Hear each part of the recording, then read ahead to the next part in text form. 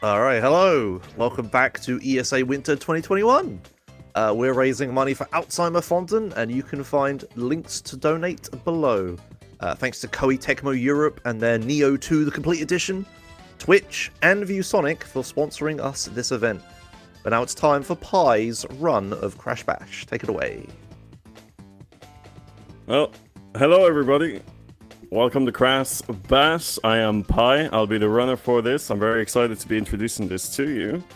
Commentating with me, I have Anki Dams. Hello. And TK Good Dropper. morning, everybody. Good morning indeed. Good morning. Now I apologize if we seemed a bit agitated, but we absolutely had to. We had some trouble setting up this game. I poured some. You know what? It's okay. You know what? Time is gonna start pretty soon. Yeah, we're gonna start the run now, and we're gonna basically tell you all about it. Okay? So run starts now. Okay. So welcome everybody to, as I said, Crash Bash. This is the 5th installment of the Crash Bandicoot franchise. And do you know what? While I recover my breath, do you want to go ahead and introduce this game to everybody? Go on, TK. Yeah, okay, so this is the first non-Naughty Dog made game, and for a lot of the people who are very familiar with the Naughty Dog games, you could definitely tell that this is not a Naughty Dog game. The story in this, in itself, is very loose, where basically the two masks, Aku Aku and Uka Uka, are arguing over who's stronger, but since the ancients will not allow a fight between the two, they decide the best way to settle who's more powerful is by getting Crash and all of his friends to compete in party games. And So that is essentially the story. So basically, yeah, this is a mini-game version. It's basically the Mario Party version of Crash Bandicoot. And what we basically need to do, it's 22 mini-games is how many mini-games we need to complete. And there are challenges for each minigame that we will also be needing to complete. There is a total of 4 warp rooms that we will be going through, and through each minigame. You know, all minigames are different, and you'll be seeing how they differ through the speedrun throughout, basically. Oh, there we go. And so we're starting off actually with a ballistic level. So this is pretty straightforward. You can actually see what's going on. There are 4 AI, the people who have been summoned for Uka and Aku, and we are basically seeing who can last with the most amount of balls. As a speedrun, what you basically want to do for the ballistic levels is try to get the balls in as quick as you can. Every single kick kind of does matter in the end, and you can be... You know, every kick saves time. And if you get it in, if they don't deflect, the faster it is. So right now I'm just trying to get the balls in as quick as I can. I mentioned earlier about 22 different minigames. Each of those minigames have different variations to them. But we only really care about 3. We only care about the trophies, the gems and the crystals. And so your trophies are your box standard, you know, first to 3 wins the trophy, and that's what we're going to be doing for every single level up until the final boss, Oxide. Then we'll be selecting the 15 of the fastest gems, and gems usually are like a time or a points disadvantage to us. And then the crystal is a fun gimmick. That's the game's just being like, hey, you know, take this super disadvantage and try and win. And we'll be needing 12 crystals. Yeah, I think super disadvantage is a great way to put it. This game is actually quite infamous. If you guys might either recognize this game or completely not know where it came from or what it's doing, but it is actually infamous for being quite difficult and unfair at the same time. So what we mean by unfair, you will be seeing later on. We're literally given big disadvantages, and we're just supposed to treat it like it's just normality in the minigame. Yeah, and the AI's difficulty is ramped up, like... Oh yeah. Yeah, compared to the gem and trophy. Yeah, I think the difficulty of the AI as well is definitely something that we will be talking about. Right now you can see they're actually not doing anything. They're just kind of letting balls in. And that's basically, they're letting your guard down. Warp 1 is extremely easy. Warp 2, which you will be seeing shortly. Extremely easy, but the last 2 warps, and there's a bonus one as well, they are, the difficulty spikes up, and you notice it. And it's, you know, it's painful. It's painful to a gaming standard, but we will be trying to beat it as fast as we can for you. Now, we are coming to the end now of the first trophy. Now, if I haven't mentioned, because I was a bit just all over the place at the beginning, the trophy is basically winning a simple round 3 times in a row. So we are on the 3rd round right now, and we're just finishing it up. Another quick thing I want to mention about the ballistics is that you want to make sure that all the AI are defeated at the same time. That's what I wanted to say. And that's because when they die, as you can see here, they have a barrier that goes up where their, I guess, goal is, and that bounces off shots. Yeah. Now, just very quickly, we're going to be moving to the next minigame. I just want to explain really quickly what exactly happened. Right before the run started, I spilled coffee on my controller, and it completely stopped working.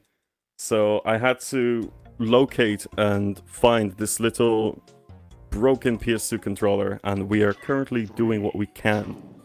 But gladly, it seems to be working fine. The D-pad is nearly coming off, but it seems to be staying. So let's go. Ooh. Woohoo! So this is Polar Panic. This is actually the first level that you would usually do because it's the most resettable. TK has a few has a couple, you know. I mean, Polar Panic isn't too bad. It's just kind of the polar stages in general. Obviously, a big reason why you use Tiny and Kong are for these stages, like the polar stages, the bash stages, and the fox stages, is where the heavy characters, which are Tiny and Kong, really shine. Which is why everyone speedruns them usually, because none of the other character types have that many significant strengths in the game modes. And the thing with Polar Panic, I personally don't like it. I think it's slow. I think icicles on the edges of the stage, that isn't very fun. That isn't very fast. Now, actually, I can tell you straight away that's a bad take. Bad take. I mean, Yeah. we all love little platformers where you just gotta kick the others out. It's fun, you know. And fun. as you can see in the second round, you can basically non-tap rounds that are just 5 seconds. And right now, this took 22 seconds. So it's fun to experiment, and it's fun to see how lucky you get with the rounds and see how fast you can actually go with the run. In my opinion, it's the best part about this speed game. But it is also the worst part. But so TK and we're like the little devil and angel on your shoulder. I think it's a basically. good time to mention character differences. This is the first time where well, I guess first of many that we'll mention them. So Pie's playing as Tiny. You used to play as Kong because Tiny and Kong have the same push. Well, actually, it was thought to be they had the same push stat, and Kong had easier AI, which is why people played. That was the gem, by the way. That gem was done so fast. They were believed to have the... Yeah, that is true. They do call it that, just in general. But it was found out, like, somewhat recently that Tiny pushes 2 frames faster than Kong, so it's faster to play as Tiny. There's other small differences that we'll point out later as well, but they also, because of their insane weight stat, it takes no push. Like it doesn't take any of the push bar to break the icicles around the stage, whereas the other characters, you'd have to use some momentum. Alright, so... So something that you just saw now is actually something that is going to be happening pretty often. There are fails in this run. This is a bit of an unpredictable run with some of the things that happen. It is a bit RNG based and it is a bit AI based. And so sometimes I just won't be able to predict what's happening, and I'll just try to go fast and I'll be met with that, exactly that. So right there, so the gimmick here is unfair, right? You get a laser that kind of follows you around, and you're just trying to get away from it. But it just follows you, it only targets you. And what happened there is actually Rillaroo, one of the other characters, got a power up, and so the thunder instantly went for me, and there was no time for me to react. It was kind of fun. I would recommend. Yeah, which goes to show I'm frozen again. Will we be lucky? It goes to show that even the best players of this game, Pi has record. You know, the game can sometimes just treat you unfairly. Yeah, but these are, you know what, these are quick fails. We're gonna basically forget about them quickly. Like right now, 9 seconds. We're basically past we're it. over it. We don't mind. We're over it already. So that's just a quick example of how different the minigames can be, really. So what we're gonna be doing right now, actually, is we're gonna be going to one of the chiller minigames, and we're just gonna basically talk to you a bit more about the run. This is a pogo level. This is basically a timed, you know, you have 1 minute and 30 seconds to mount up as many points as you can. The trophy is 3 rounds, so we basically take it easy here. Here's actually where I did want to just emphasize a bit more the importance of the difference in characters. Tiny and Kong, they are undoubtedly the fastest, because they are the buffy characters. They have strong bullets in the tank levels, which you will be seeing, strong pushes in the polar bears, and good throws in the box levels, which will be coming after this. It might be a good point. Actually, 2 things I want to mention. First is that Rillaroo has a 1 frame faster jump in pogo levels. So if you're ILing pogo levels, which I don't even know how you can do when they're all timed to 1 minute 30. But, you know, if you're just Sunday morning, then Rillaroo is the character to be. And I think it's also a good point to mention the category that we're doing. Oh yes, so we are, this is, we should probably set this at the beginning, but obviously, controller It's having fine. blown a Yeah. face, Yeah, you it's know all how good, it dude. is. Don't worry So, about it. this is any percent, no memory manipulation. So first of all, any percent, we want to reach the last boss as quick as we can. That's Oxide, which is the ending of Warp 4. No memory manipulation is actually very interesting. There is a way to manipulate the memory in this game by going out of bounds in the memory card, and it completely puts the values of the game in disarray, and it cuts the game down by half, basically. So that's a whole different category that we will not be showcasing today. I would recommend just go watching the run, because it's so insane to even explain or to even like you know, verbalize what the hell happens. It's great. It's just one of those things where you just watch it and you're like, holy cannoli, this is in Crash Bash, you know. Yeah, Just memory completely breaks manipulation. the game. Yeah, Yeah. It really does break the game. It's kind of it really and breaking is a good word for it. I just wanted to say very quickly as well. Was there anything else you wanted to say, TK? I cut you off there. No, it's all good. I think I'm alright for now. I'm still trying to think about other polar levels that I can complain about, so I think take it back to you. Oh yeah. I mean, you're gonna have plenty of time. I did want to mention later on. I think this is a good time to actually mention it, because I believe the incentive was met. But there is we did have an incentive for one of the later minigames, which will be coming in less than 30 minutes. Can we just double check that incentive was actually met? And if you have any donations, you can read them now, Mr. Reader. Oh man, the donation being met. You threw me a curveball there, and now I need to panic click things until I find it. You can read donations if you want. No, so the you should check it. Okay, no movement space bash crystal was met. Yo. It got $525 out of 500, so someone overdid it. I mean, fine. I gotta say, that's pretty incredible. I do love you guys for that. But yeah, go on. Okay. Well, I can tell you about some other incentives we have. Since we met that one, we can try to meet some upcoming ones. Yeah. Always. We got there's a bonus category, any % run of Sheepo All Bosses coming up in a bit. We're currently at $155 out of 400 that we need for it. But the runner will showcase the any % run after it, which I imagine is probably yeah. It says that the run is extremely broken and super fun to watch. So that would be pretty cool to get. But if you don't want to meet something, we have a bid war instead for the game coming up shortly after a few runs. I say shortly, it's like 4 hours.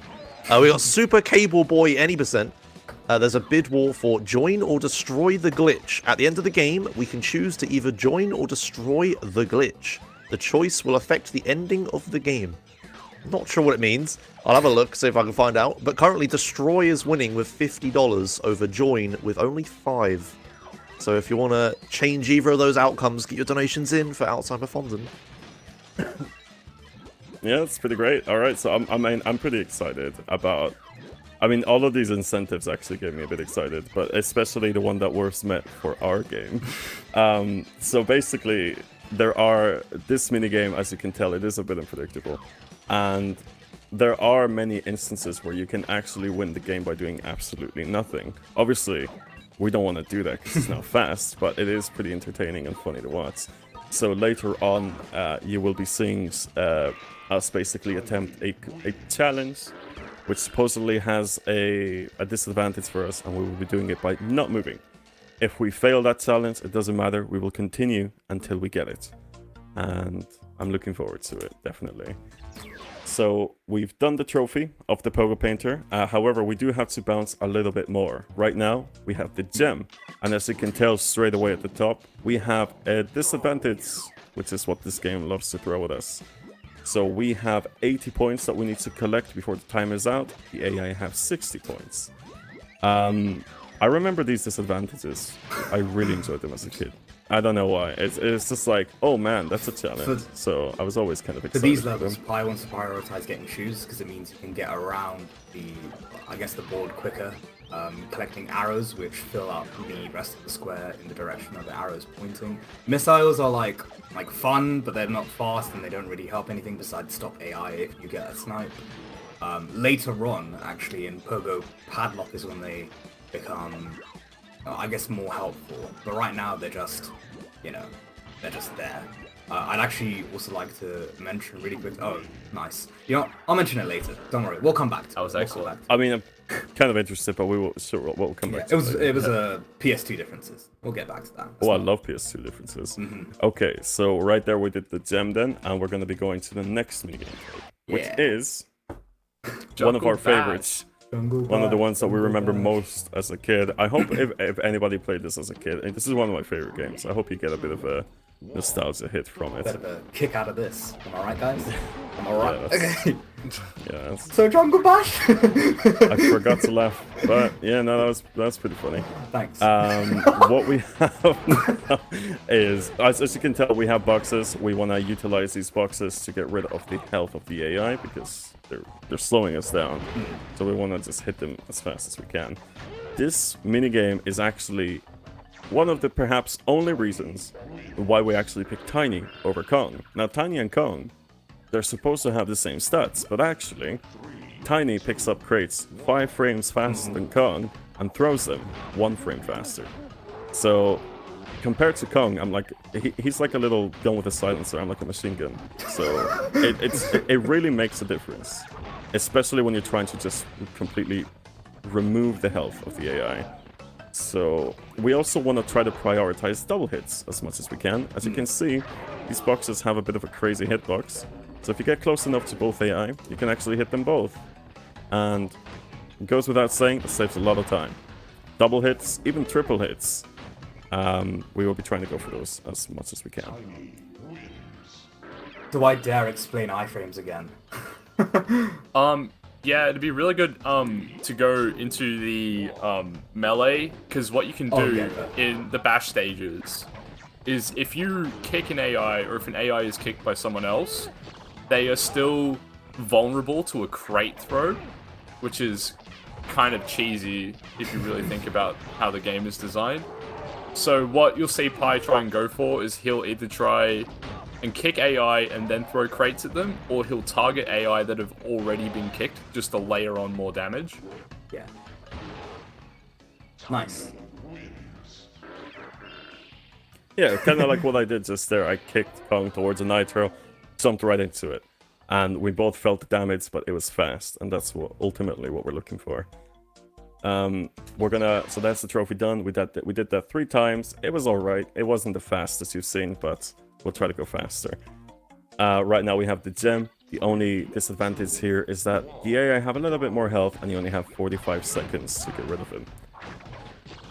Going back to what TK said about the melee, and I guess, you know, the double hits when you go for, you have invincibility frames as you're jumping, so before the apex of your jump, you are invincible. So what you'll see Pi doing is he'll jump into enemies that hold crates, and it will damage them but not him, and that's really fast.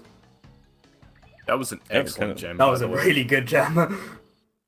Yeah, that was a pretty good gem. So we did get a few double hits there, nearly some triple hits, and now we're going to be jumping onto the crystals. So this is all happening kind of quick. There's a lot kind of going on. But right now at the crystal, again, it's all about the disadvantage towards you, the player. So what happens now? You have nitros falling down the sky, and they do a lot of damage. You don't want to take that damage. So we gotta basically just juggle around the map, pick up boxes, and hit the AI. Isn't this just such a little great game? This was made in the 2000, by the way, and made for kids.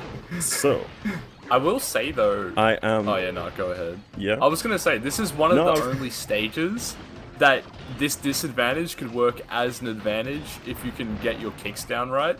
Yeah. Because you can really time the kicks really well to get the double hit with the nitro. Nice.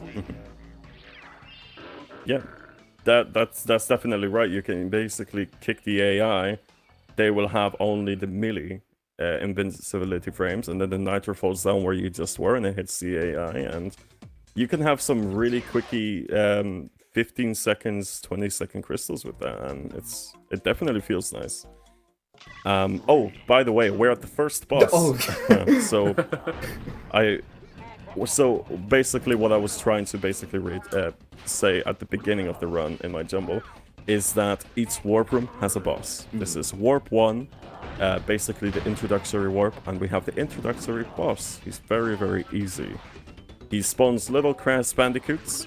Don't know what the lore is behind that. We don't know how he manages that. And basically, we wait for his fire to come down. Why it comes down, no idea. And we hit him with a box. Again, we don't know why the boxes are spawning. So we don't really know what's going on. There's not really any context put on it. We don't really know why a bad guy is helping the good guys. Nothing like that. Yeah. And if you guys ever wonder as well why Papu doesn't show up in any games for a while, it's because of this. No, Papu, no. He's okay. He just had a bit of an accident. And we don't see him until Twinsanity, I believe, right? Yeah. Probably. Just to quickly mention that Pi sticks to one side because it's fast. That's the strat for that level. Just stick to one side. Oh yeah. There is a small strat about that level, but honestly, it's you basically in a way it's so scripted. Yeah. You know. So. Beach ball. So right now, what we have right now is a bit of a resident sleeper. So Beach Ball is the second edition of the Ballistic Levels. Something I haven't explained is that, you know, the first 4 minigames that you get in the first warp, they are basically added onto and modified and changed around for the next warps. What? And then introduced with some extra stuff. That is okay? That is insane. I did not know that. So, what's basically happening here is we have the second type of ballistics, which is Beach Ball. You might be able to tell already that actually the balls go a bit slower than they were on the first warp, and that's why it's kind of a, you know, it requires focus, but it takes a while for the balls to arrive. You may have also noticed we have a new ability. It's this little sucky green thing, where we basically suck on the balls. Pardon me. I prefer the term magnetize. You know what? We're just gonna use magnetize because I did not think that through. So we're gonna magnetize the balls. I have to BRB. We had to magnetize the ballistic, the pinballs, onto the cart, and it basically it's extremely useful. It's basically what you want to be using. Don't know why my voice is cracking. It's what you want to be using to aim the balls as much as you can. TK? Yeah, so This is kind of, I mean, this is probably the slowest trophy in the game, I'd say, hands down. Although, one thing you've got to be careful about is you can get stacked early on in this round. Like, if you lose 3 balls in the first 30 seconds and you're down a couple balls, it's like as if the AI, they just smell blood and they just start targeting you for the whole round. It is absolutely ludicrous because there have been so many decent runs here where all it takes is one bad round of beach ball and you lose 45 seconds. And you can see it right now, where Pi's only got 2 balls, he can't play as aggressively, whereas if he had 9, 10, 11 balls, and even just little things like that lose you 20 seconds a round. Which may not seem like much, but in the long-term scheme of things, it really adds up. And if you're doing all trophies, this is probably the worst stage in the game for all trophies in 200. Probably not 200, it's just very slow. Yeah, definitely. I'm back. I'd like to talk about PS2 differences very quickly, if that's alright. So Pi is playing on an NTSC U PS2, which is like an American PS2 basically, with an American copy of the game. That's the fastest. He's playing on a 90k. Ideally, he's playing on a 90k. What version? That's right. Yeah. I am playing on the 90k, the best and he's version. playing with fast disk speed. You'll probably notice that Bash is actually a PS1 game. So why is he playing on a PS2? Well, very good question. Why is he playing on it? It's because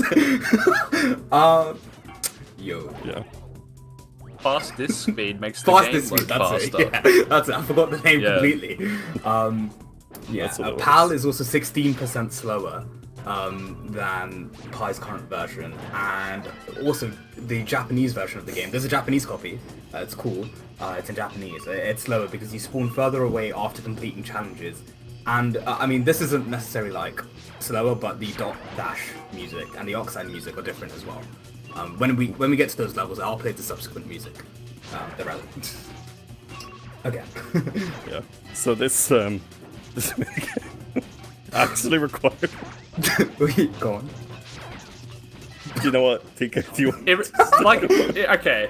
So this minigame, believe it or not, despite how slow it is, it requires probably the most brain power out of all the ball stages. Because it really does, yeah. And that's what I was trying to say, yeah. Yeah, it actually requires a lot of focus.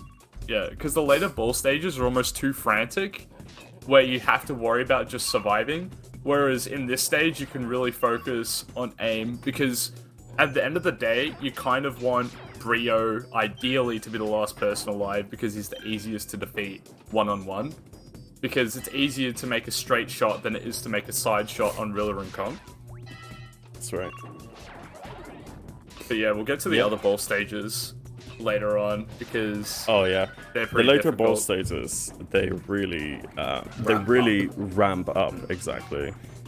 Another thing I just wanted to mention as well, that this minigame, in the way that it requires focus, is that every ball that you miss, I've noticed, can be just, again, there's such a big difference. You really don't notice it until you start putting the timer on. Yeah. But this minigame, just by the AI not letting balls in, has just completely, lost me just a whole minute sometimes. So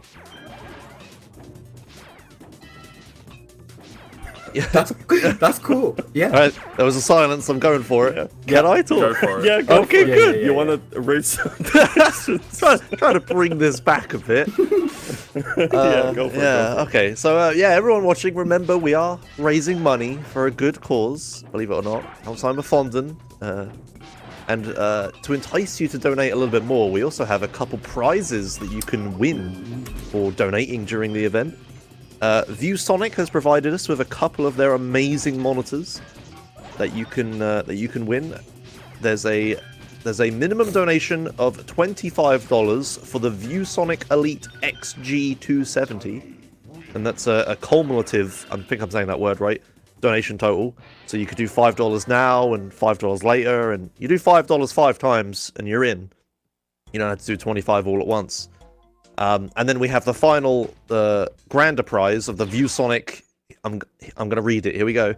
VX2758-2KP-MHD. That's a minimum donation of $35 to win that monitor. So yeah, if you're looking for a new monitor, I'm not saying donate, but I am saying donate. All right, Okay, so here we are at Tilt Panic. Yeah. And- so basically, Yeah, we've just gotten rid of what is probably the longest minigame in this game, which is Speed Spin. And now we go into what's probably one of the quickest, if you don't fail like that. Ooh. So Tilt Panic is the extra addition of Polar Panic, which is polar bears riding and pushing all the other AI off. Except it has this little tilty thing, which is why it's called Tilt Panic. I like it. It makes sense. Yeah, it does make sense. So what we're gonna do here, all right, the AI still in Warp 2, they're still quite easy to push off. So definitely this is gonna be one of the speedier ones. It's gonna go by pretty quickly. Hopefully, we're good. You'll notice sometimes there's a satellite that's going around the stage, and there's a beam of light. And what the satellite does is it can give you 4 things from it. It can give you a lightning bolt, which after a certain time burns it stuns everyone. And then the person with the lightning bolt at the end gets to push around everyone as free as they please. There's a weight power up, so the last person with the weight, when the timer runs out, just gets a weight slammed on their head and they get eliminated. And it can also make you bigger or smaller, which obviously bigger means you're heavier and you can't get pushed around a lot, and smaller means you're really fast. That's right. And here, this is also, well, if you don't do that, Yeah. this is one of the differences. One of the reasons why we picked Tiny as well is because of the AI differences. So if I pick Tiny instead of Kong, I get the scientists who have one really big, easy push to deal with. And if I pick Kong, I get the bandicoots, who are quite difficult to deal with. That was a bit close. Ooh, nice. So Tiny's biggest advantage is getting a scientist in these minigames, which is extremely easy to get rid of. They just push them right off. So that was the gem. You were supposed to beat that in 30 seconds, but because we're speedrunning, we don't notice the time difference, hopefully. And now we have the crystal, which is the big disadvantage. So, what's wrong with the crystal? Okay. There is way too much wrong with this crystal. So the thing with Tilt Panic that might throw a lot of players off is obviously the stage constantly tilts, which is also very rough when you look at kind of the camera angle at which this game is shot. It's not really bird's eye, it's kind of 3/4, which can be really rough for trying to make good pushes. In this crystal, they kind of make the entire stage tilt around in a circle, which is very, very difficult to navigate and aim good pushes. Like, there are so many times here where you think you have a good push, the stage will tilt at the last second and you'll miss and you'll die. And on top of this, the AI also have greatly, like, they're much heavier, so they are much harder to push off, which means that also you're much easier to push off, and you kind of have to play the power-up game or counter pushes. It's very hard to get this stage right.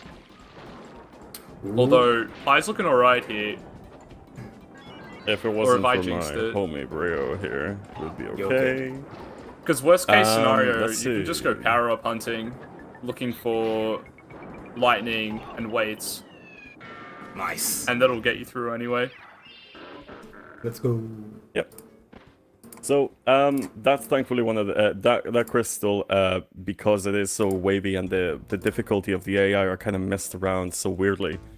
It is a bit of a tough crystal, which is why we lost the first time. But at least we got it the second try, and now we're sailing right through. So, what we have here now is we have the second edition of the Pogo level. And again, this is just going to be basically try to collect as many points as you want. Now, I do want to mention here, I think it's important for me to say that we are actually raising money for a good cause. And what I want to do personally now, just suddenly here, if I want the two commentators who are in the call with me to try to guess how many points I'm going to get.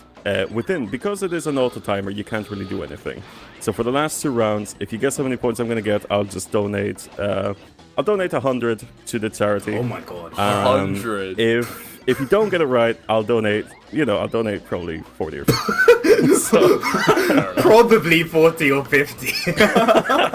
I'll donate 50. Okay. So if for the second and third round, and anybody who is watching right now, if you're thinking to yourself in your head, how many points am I going to get? If you get it right, I won't know, but you can try it anyway. It'll feel good maybe if you see the number pop up. So just a bit of a. we do have more Pogo levels ready, so if you guys don't guess how many points I'm gonna get, you don't worry, you have more chances, and if you do get the number, it'll be great, because I will, because again, I do believe this is a great cause, and I do apologize for having a bit of a laughing fit earlier. I don't know what was happening there. Yeah. But it's okay. So second round is coming up. Do you guys want to just give a guess how many points I'm gonna get? 163. I'm gonna say 211. Okay. So while we're here, we may as well talk about the actual mechanics of Pogo we're going. Yeah, go for it. So while I get the is- points, you talk about mechanics. Go for it. Yeah, so this is the second Pogo level. It's much more fast scoring, high scoring than any of the other Pogo stages in the game because there are no boxes. The way you score is by making a full shape, a full enclosed shape. And you'll also notice that the color corners on the sides of the arena, basically you can use those corners as makeshift squares to score even more points. And you can rack up some ridiculous numbers here. However, the kind of catch-22 to that is the power-ups in this stage are a lot more dangerous, where you've got, well, the shoes do the same thing, but the lightning shoots across the whole line. Obviously, it's a very slow power-up to use. The missiles shoot in every direction, like up, down, left, right. And that can be really dangerous if you get hit by one of those. It's very hard to dodge. And it might be alright for the trophy now. However, for the gem, this is a very dangerous gem. It's also hard in Pogo Painter as well, because of a lack of good, shoe spawns. But in this stage, you've got a 60-point disadvantage right off the bat, and all it takes is one AI to get shoes, and you probably fail the round. And it sucks because you probably lose about 45 seconds. Dude. Anyway. Oh my god! Congrats. Let's go. Oh my god! Feels good, man. Sorry. Well done, Venom. You are the cause of an extra 100 to this charity. First of all, it was TK. Second of all, who's Venom? Wait, it was TK who said I it? guessed it. Let's And also, go. who the hell is Venom? Also, I'm gonna guess 285. I think you're gonna go off this round. I'll go 242. Yeah. 242. Wow, okay, whoa. Who said anything about a second one? I was gonna say, you're gonna do 150 now? You said every and Pogo. You said every Pogo level. Yeah. And what you'll see Pi do here is sometimes he likes to mess around and try to create a whole big giant square of 64 points. And honestly, I don't think, it's very, very, very, very super ultra rare, because for each square that the AI is jumping on, if an AI is on a square and you make the giant square, it doesn't count towards your score. So you'd have to damage the AI and hit stun to actually get 64, but you can still get ridiculous scores, 61, 62 even, if you make a full square here. So I will be trying to go for a full square for my homies. It's not gonna happen though, because there happens to be a monkey and a Pogo in the way, so it's not gonna happen. An OP Pogo okay. monkey. Oh! I didn't kind of realize how low I was on points there. I could have lost that, but we didn't, thank God. Okay, so that's the trophy done. So that's, what was it, TK? You guessed 211? Yeah, I it did was guess TK. 211. 211. So that will be, yeah, so I will keep the promise anyway for after the run. I'm sorry.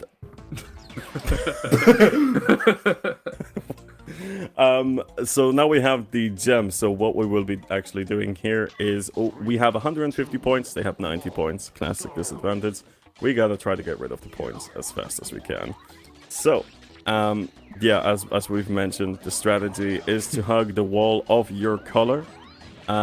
This Rilla is gonna get in the way. We want to prioritize the boots as much as we can.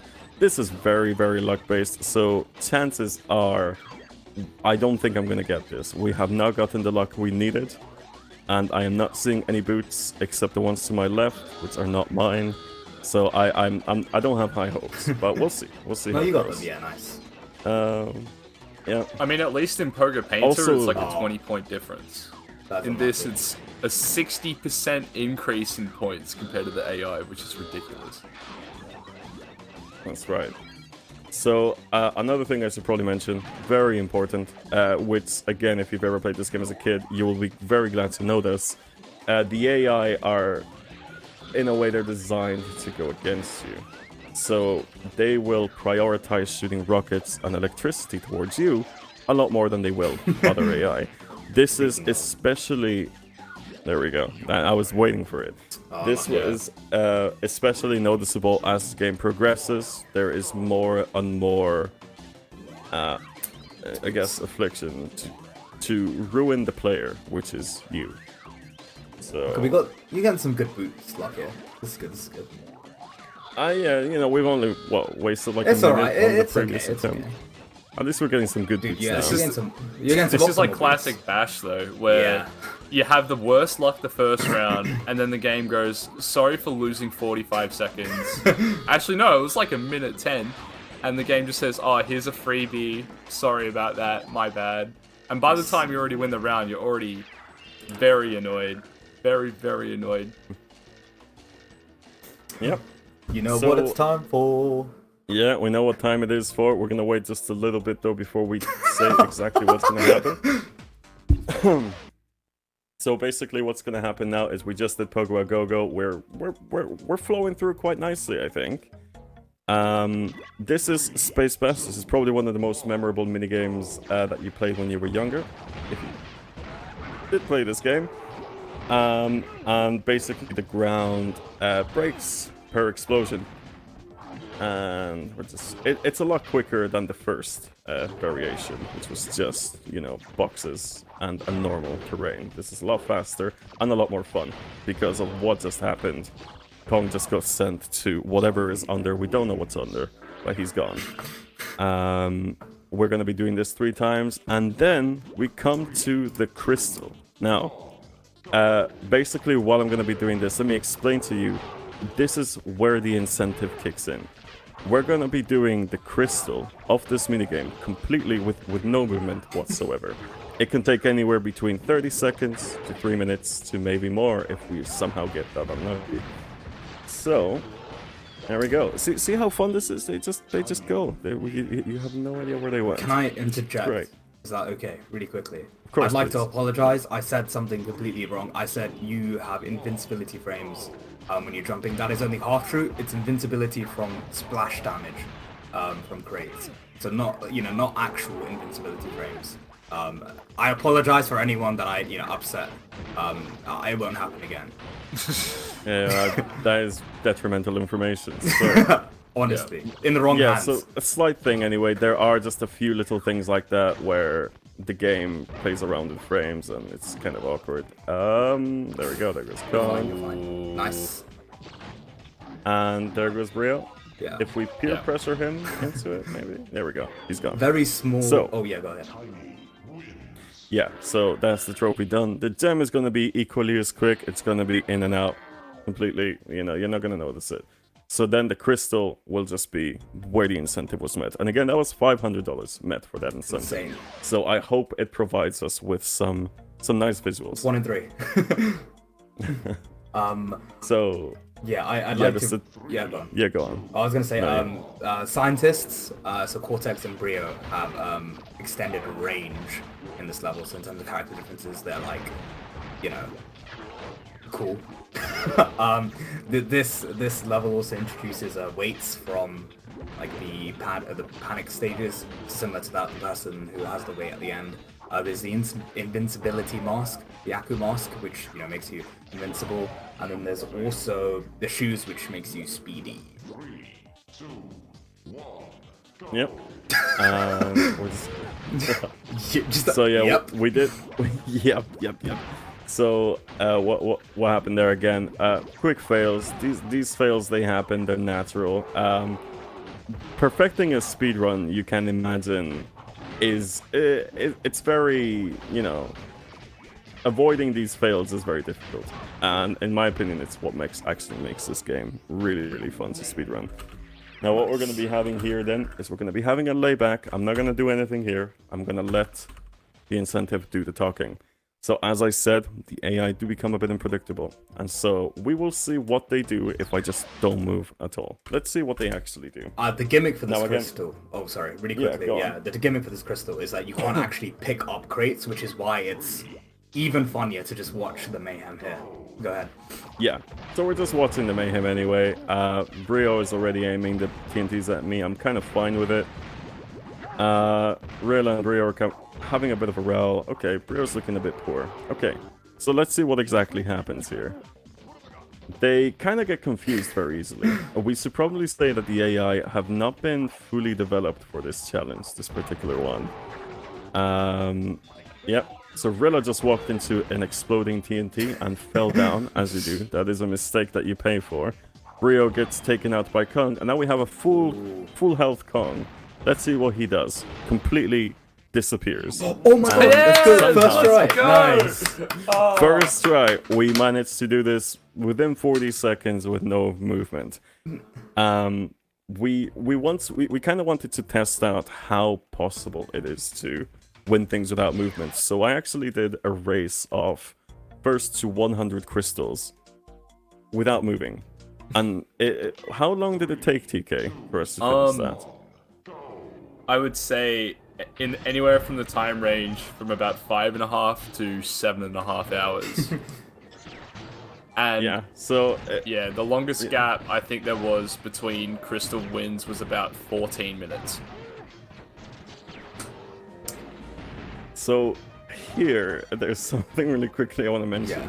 So I had to, my L1, which Oh is my forgot. god, I yes. forgot. a button that I use to actually turn my tank, is missing.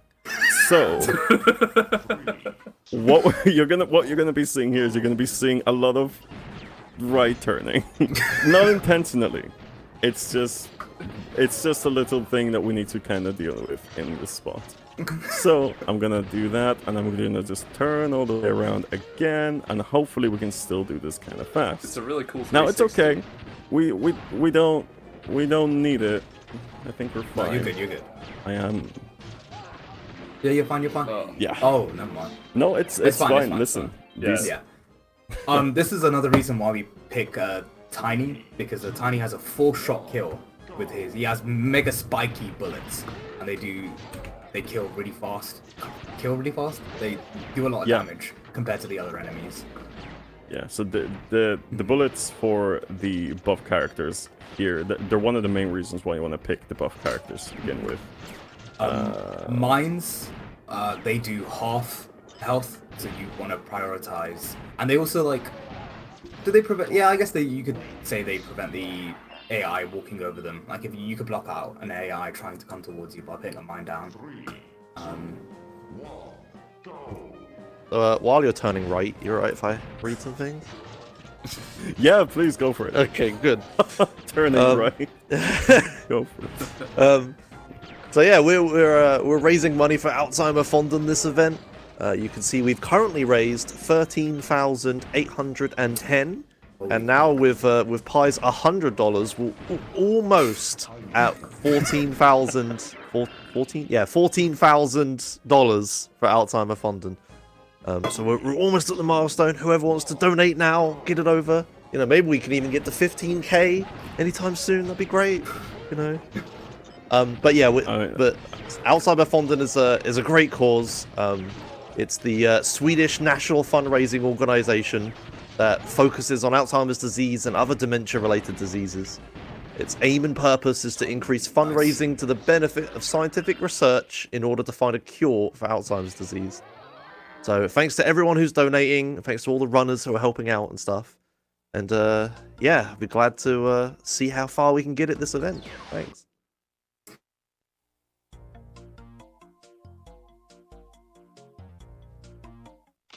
I'm very happy to see that. I'd like to mention really quickly that if Pi's about to get hit by a mine, what you'll see him do is damage abuse, because, like I mentioned earlier, mines do half your bar's damage, whereas spiky bullets only do a quarter of it, so he'll just be damage abusing when it... Yeah. So what you'll actually be seeing is me turn right a lot and try to hit myself against the wall. Like this. There we go. So yeah, damage abusing is extremely important, and I would be able to utilize it a lot more usefully if it wasn't for certain. Anyway, it doesn't matter. If you could turn left. If I could turn left. So, there we go. So, it makes a bit of an extra challenge. You know, this minigame is kind of easy. Going fast in it is really entertaining. I really love trying to go fast in this particular minigame. Because, as I said, these bullets are the most OP in the entire game, the spiky bullets. In the trophy, it only takes actually three hits to get rid of the AI. I cannot turn left for this man right now. There we go. We did it. It's fine. There we go. So that's the trophy in the gym done. We have the crystal to go. So as you see, there are gems and crystals for every minigame, and I just want to emphasize that we are going for the faster ones, which usually mean they are the harder ones. The faster they are, it usually means they're the hardest. So if you see a lot more fails, it's because of that. We're prioritizing what's more difficult and more luck-based, which is what makes this game so great. I'm just gonna go ahead and turn right. There we go. Perfect. Oh, I hit myself. That's not what I wanted. What we have here in the crystal, we have a little submarine in the middle that only aims for us. It's a submarine. I don't know what deal is with it, but... Oh, there we go. So I'm just trying to focus with this new game style of mine. Advanced tactic. Oh, let's go! That was kind of close. I was like, geez. Ooh, we take that. I had to turn 80% more than I actually needed to there, but we actually got there. I was a bit nervous. My health is very low. So that's the first tank level done. One of my favorite minigames are the tank levels. So what we're going to do now is we're going to move on to the second boss. So you know how we've been kind of like riding those little polar bears in the polar levels? Well, one of the adults is kind of mad about it. So what it's going to do, it's going to shoot little robot bears, and it's going to try to shoot me with a missile. We just avoid them, we get rid of the bear, and then rocket appears, we shoot it towards him. That's basically the gimmick.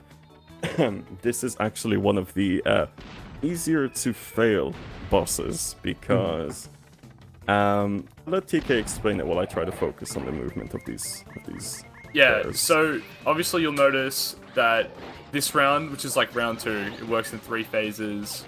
You get 2 bears and you have 3/4 of the stage, and for the final phase, you've got 3 bears and you've got half the stage. It can get very claustrophobic on this stage, especially if the bears spawn in the wrong spots. And another thing you've also got to watch out for is the entire top half that's gone away. You can't recover on that side, so if you go off that edge, you fall off and you fail, and you got to start again. Yeah.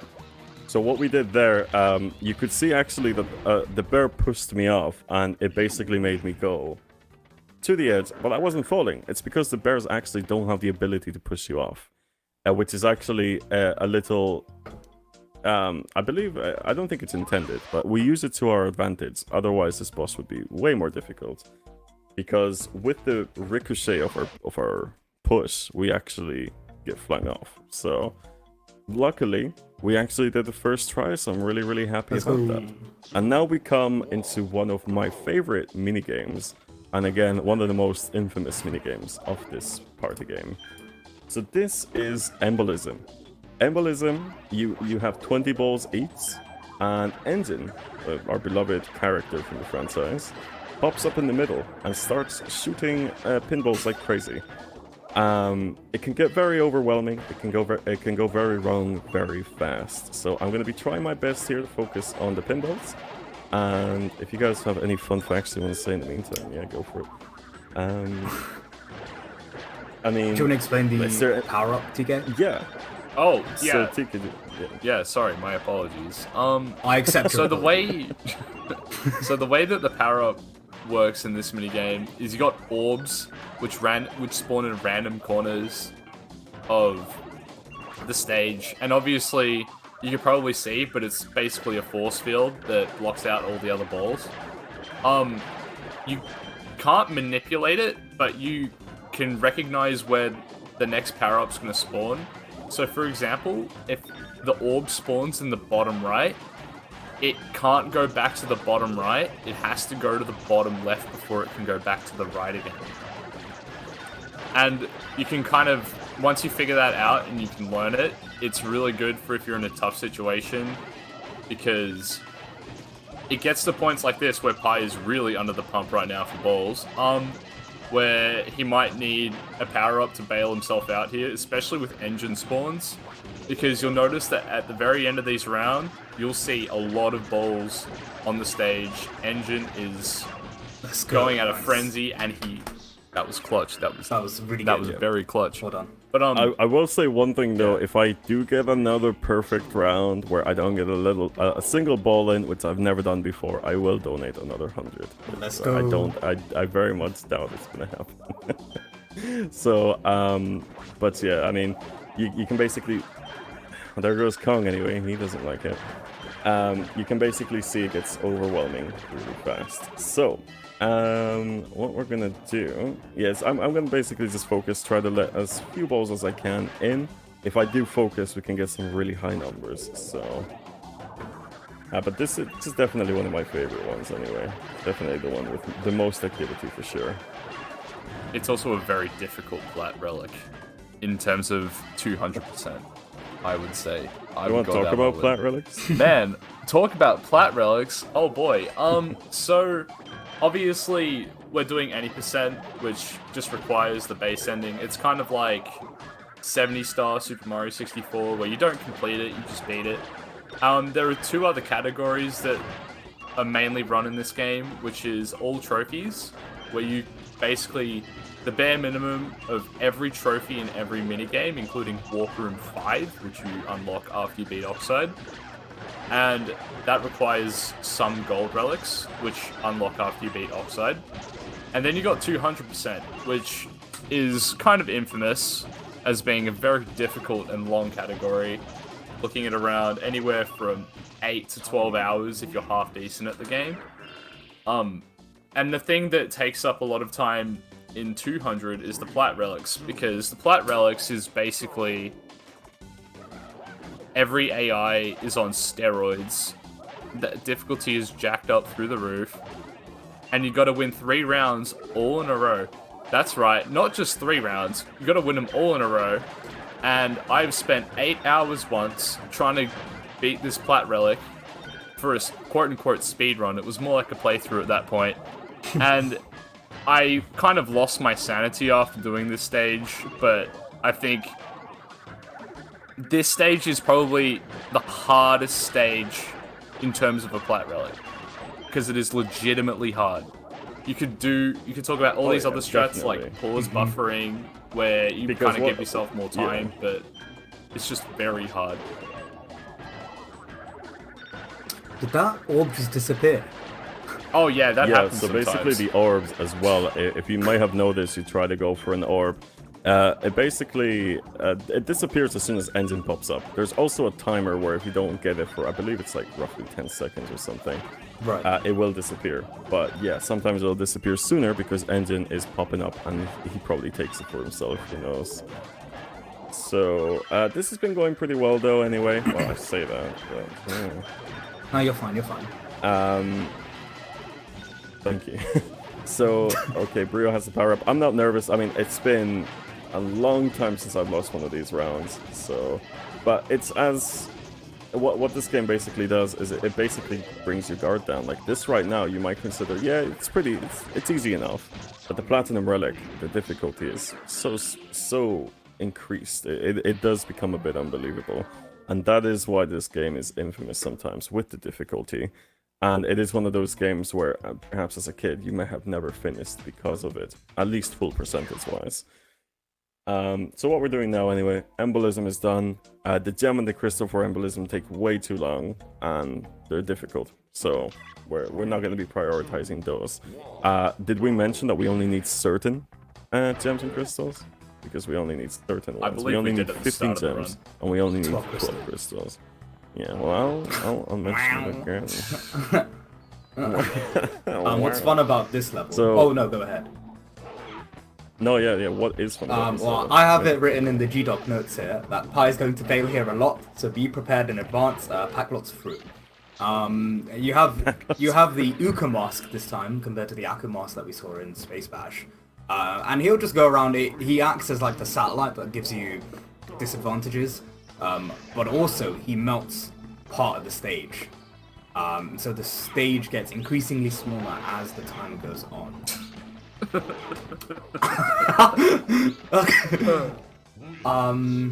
RNG manipulation. So, that was just RNG manipulation. You can see right there. Oh, it's just the debuff actually. There are no power-ups, right? It's like there are no power-ups. They're all power downs. So Uka is he's the evil floaty mask. What? So basically as we basically said, there are going to be a lot of fails here, and I'll tell you exactly why. This is actually one of the hardest, in my opinion, minigames to optimize in speedrunning. And the reason is, the AI can't make up their minds, and it is pretty slippery. So the AI just can't make up their minds. Are they going for me? Are they not? Like, you need to basically anticipate their movement to push them off. But as you can see, Rilla just completely neglected me. He was just completely like, you know what? I'm just kind of not feeling it. So he just did what he wanted, and that's basically where the fails come in. And hopefully Kong is gonna help me out here. Yep. Nope. There we go. He helped me out. Wait. Oh. Hey. Oh. Let's go. Hey, there we go. There it is. Hey, well, we haven't won the trophy yet, but basically, what I'm trying to say is trying to get rid of Brio here. Warp 3 is where the difficulty kind of you notice it. You notice the difficulty has actually increased because the AI become more unpredictable and they start doing things that you don't want them to do. There we go. Can I please get you, sir? Yeah, it's kind of like if you didn't notice the difficulty spike in Embolism, you'll definitely notice it now, because Tilt Panic is very relaxed with the AI, whereas this AI is either ultra aggressive or ultra confused, which can lead to bad pushes. And as you've seen, obviously before, Pi not really missing pushes, it's kind of like they accidentally dodge them. Accidental dodge is a good word for it, I think. That's how I think I'll put it. But it's starting like now, it gets brutal. Yeah. I will say the main tactic that Pi wants to go for here is counter pushing. I don't know if that's been mentioned already, but he wants to bait the AIs into pushing him first, and whilst they're recovering from their, stamina bar, he will push them out so they don't have enough. Yeah. So right there, what I actually tried to do is I tried to bait Rilla for a push, but I don't know what exactly happened. He migrated like 2 inches to the left, and suddenly I was not in control. And that happens a lot in this. However, guys, I must say though, we have had, I'd say roughly we've had, I don't know, 10 fails so far. Yeah, it's we're good. actually doing we're actually doing okay, Yeah. For the challenges that we're doing. Hopefully I can get Mr. Brio here. No, I cannot. Okay. That was my fault, actually. I could have baited him. I have this written down. I don't know how true this is, but the AI recover It's always a great 100%. The AI recover 100% of the time in the gem. Is this true? That is definitely true. Also on the In Crystal? also on the trophy. And Oh, the yeah. crystal. Okay. Also, just in this level. Just in general, yeah, Yeah, starting basically. out. Okay. That's cool. There we go. Nice. The gimmick in the crystal is that Pi cannot recover at all. So you've seen him before when he's on the edge, he's spamming square to stay afloat. Can't do that anymore. Not in this crystal. Yeah. Yeah, this crystal completely removes that absolutely loving ability that we've come to love until Warp 3.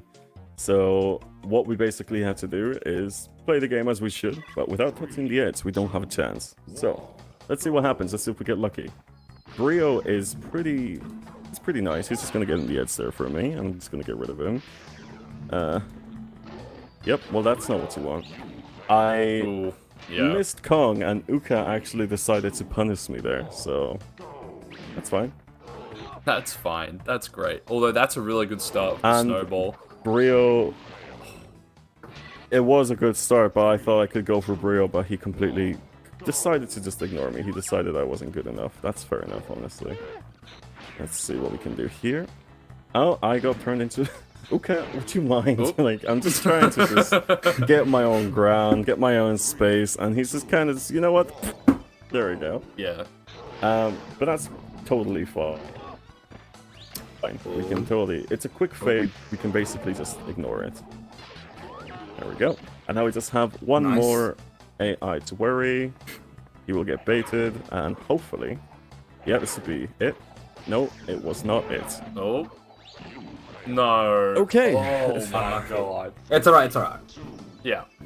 All right. We want to go So, for donations? I was gonna say, yeah, donation would be sick. yeah. While you're having amazing luck, I'd just like to, oh damn, there was some segue I was gonna say earlier where you were talking about challenge. Do you want us to rewind and redo it? No. You were talking about some challenges or something, and I was going to say, speaking of challenges, did you know we have incentives to meet? But then time passed and it wasn't relevant anymore. Well, I'm gonna use it anyway. Yeah, challenges. Did you know, coming up later today, there's a Fallout New Vegas run, and during the at the beginning of the run, in fact, the runner has an incentive to do the intro of the game blindfolded. I have no idea how you would play Fallout blindfolded, but apparently they can do it. So for $500, they will do the intro. They will do Doc Mitchell's house at the beginning of the game blindfolded. We're currently at $275 out of 500, so just $225, and then we can see that later today. Nice. Also, congratulations, well done. Let's go. Thank you so much, honestly. So yeah, get your That donations was, in, and sorry, get your donation. Let me finish this. Get your donations in, and when you're donating, make sure you have a look at the incentives, and you might find one you like that you can donate for. All right, okay, now you can congratulate yourself. All right, cool. All right, I was gonna wait. Just now I'm waiting. Let's go. Let's go. Okay, so took us a few more fails than we would consider optimal for that. Now the AI is a bit of a they're known for doing this. This is to be honest, we're still very much underestimated. For anybody who is wondering, the world record for this game is 1 hour 55 minutes. I would say we are 8 minutes behind that so far, just with quick fails. We haven't done any major fails. So little quick fails like the ones you've seen where, you know, they kind of build up, but that's only like a minute or two wasted. That's fine. The fun about this game is optimizing those and not getting a single fail. The world record has 6 fails. So compare that to all the fails that you are seeing now, and you can kind of get an idea of how fast you can actually do in this game. Optimizing it quick is very question. difficult, but extremely fun. What's up? Quick question. Do those include intentional fails like death abuses, or is that just all unintentional? No, that's 6 accidental fails. Right. Okay. I have a fun So- fact. Yeah. Okay. Fun fact time. Yes. Fun fact.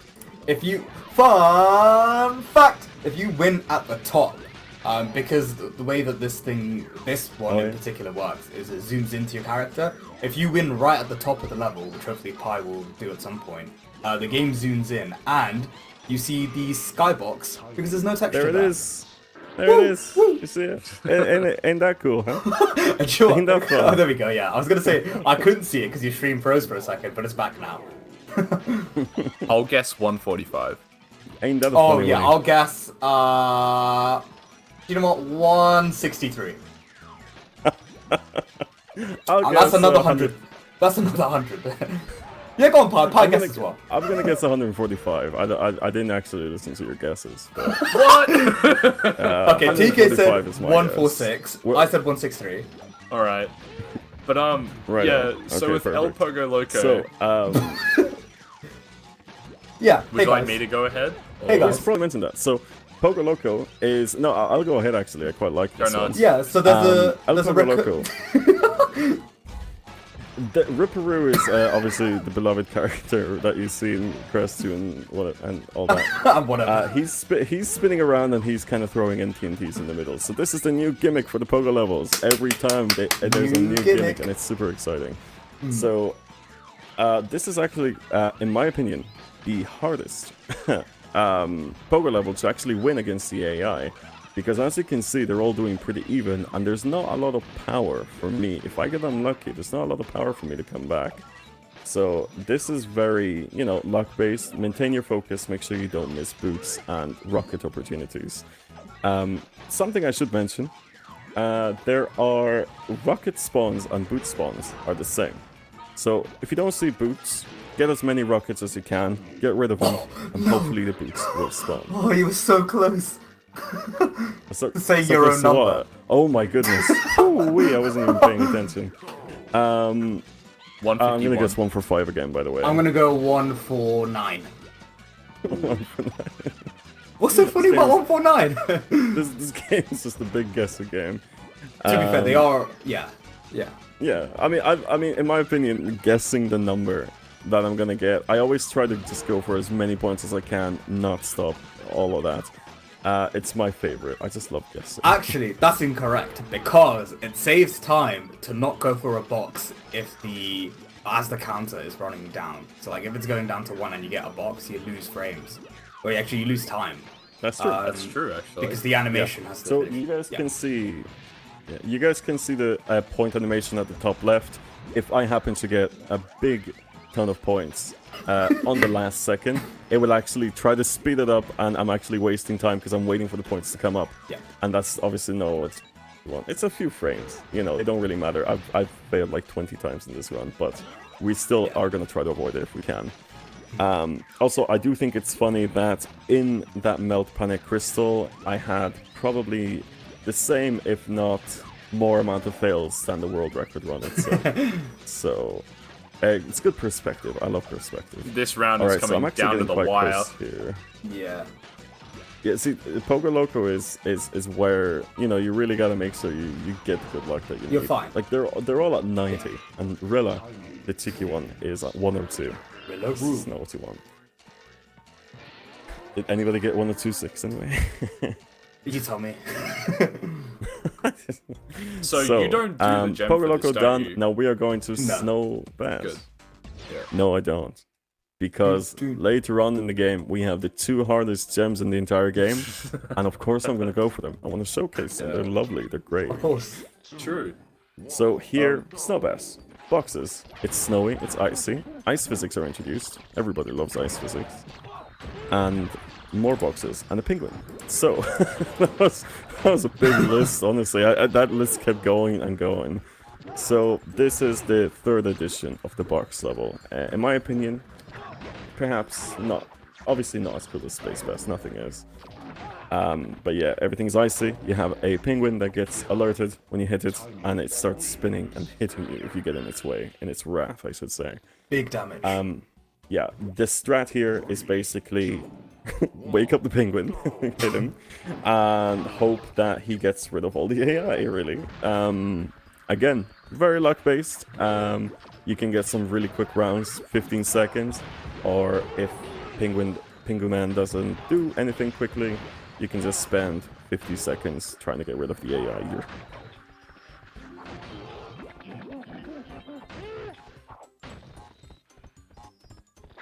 Wasn't though, but yeah, that was relatively quick because Pingu did most of the work. Let's go. Yeah. So, let's go. So we're gonna be doing the trophy, gem, and crystal. And the crystal is definitely something we're gonna want to talk about because it showcases a lot of the unfairness that we talked about this game, which I utterly love. So, but the trophy, pretty straightforward. Oh, so what I'm gonna do right now, if you do see a weight and you happen to be able to pick it up, do pick it up. It's speedy. It completely flattens the enemy. And all of their health is null. So, if you see a weight and you're having a tough time, go for the weight. Give it to someone, see what happens.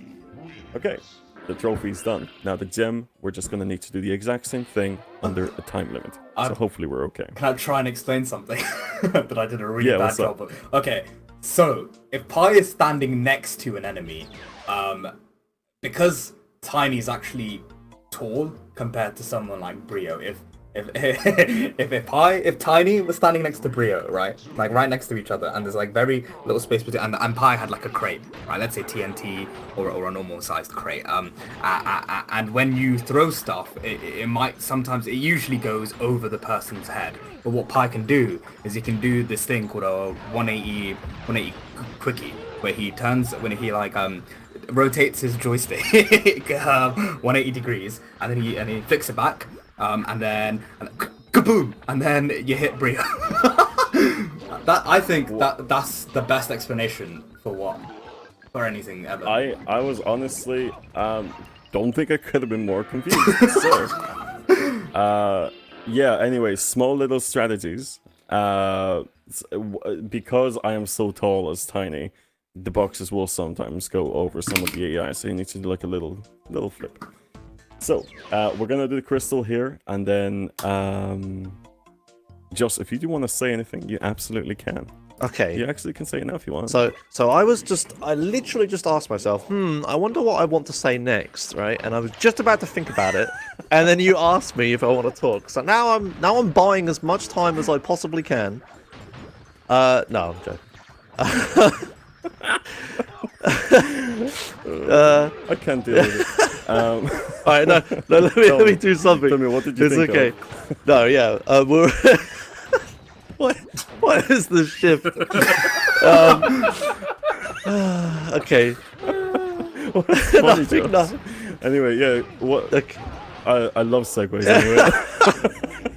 Yeah, so... Little things, the two-wheelers. Stop!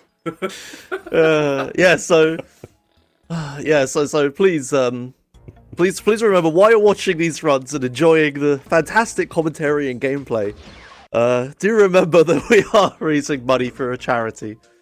Alzheimer Fonden, I've said it a few times, hopefully you know what it is, the Swedish national fundraising organisation that focuses on Alzheimer's disease and other dementia-related diseases. Yeah, it's all fun and games here, but we are actually trying to do a good cause, as we do with all of our events. We're currently at $13,810. I forgot, how much were you up to, Pi, with your donations? With how much I owe Alzheimer Fonden? Yeah. I'm at 100. 100. So I'm going to be donating $100 to this charity. Okay, because I heard 200 at some point. It sounds great for me. I heard 300 actually. Yeah. So yeah, I'll be donating 100 likely after this run. Yeah. Okay, does anyone want to match him? Anyone in here? Yeah, anybody want to match me? Yo, TK, what's that? There's something at the door. So anyway, this is Metal Fox. I was gonna say, this is a harder stage for Pi, considering he can only turn right. But honestly, just for Joss's, I was gonna say just for Joss's bravery in trying to include more donations, I will add an extra 20 to that 100. Yeah, I did it. Oh, I did it. He did it. He pushed it. Peer pressure. Anything else? Did you want to finish the little No, that was it. drift? Continue. It's fine. You're Okay, good. grand stuff. So we're on Metal Fox now. Again, we're only turning right. So there we go. Metal Fox is actually one of the hardest minigames to optimize because there is a lot going on compared to what was going on previously. I mean, first of all, yeah, we're still only going right. That's not what we want optimally. And second of all, you get these little bombs that actually do a great amount of damage and distance. That's great timing for what 360. Let's go. So, yeah, so basically bombs, which the AI can get as well, which will often cause you to lose the round no matter what, because it's hard to avoid that unless you hit yourself and time it like a pro. Not one of those myself, but listen. Now we have the gem. We gotta do the exact same thing in 40 seconds. Now I want to remind you guys, I'm super excited. I keep saying it. I don't know why I keep saying it. I'm excited that ESA is raising money for Alzheimer Fund. And again, I want to reiterate, I will be donating $120 right after this run is done, because I have had a great time. I had maybe too many goofs and gaps, so I gotta make up for it. All right. Speaking of donating and having a great time, okay, this is too perfect a segue. I know I've just spoken, but I'm doing it again. We just got a $5 donation from Young Tongue Fuched. I can't read the name, but we're going with it. They say, I don't know what I'm watching, but it's a fun way to start my day. So you're not the only one who's having a good time and donating for charity pie. Fantastic. I'm so glad. Thank you, name that I probably wouldn't be able to pronounce out. To hark back to Metal Fox, some of the key things are that the walls changes, but it's a set pattern, and Pi knows the pattern off the top of his head, so he knows where to position himself for the next kind of like bullet. Bombs have been introduced in this level, and bombs do half damage health, so you know they'll drop from the care packages, and Pi will try and pick them up. Oh, actually no, they just spawn, don't they? They do just spawn. Yeah, they do be spawning. Yeah. And the crystal gimmick that's fun for this stage is that the mines will kill Pi instantly. So he wants to avoid mines at all costs. Now, I think another thing that's... Go ahead. No, you go, TK. I was actually going to say it, because I think it becomes a very particular problem starting at Metal Fox and Snow Bash, where... obviously on top of the variable being a little bit unfair, they decided to give the AI a significantly larger chunk of health to work with. So you'll notice that Pi's shots and mines will deal a lot less damage than they would in the trophies, which is a real pain for crystals like this, where you get one shot by a mine. Go ahead, Pi. Yeah. Now we come on to our favorite minigame,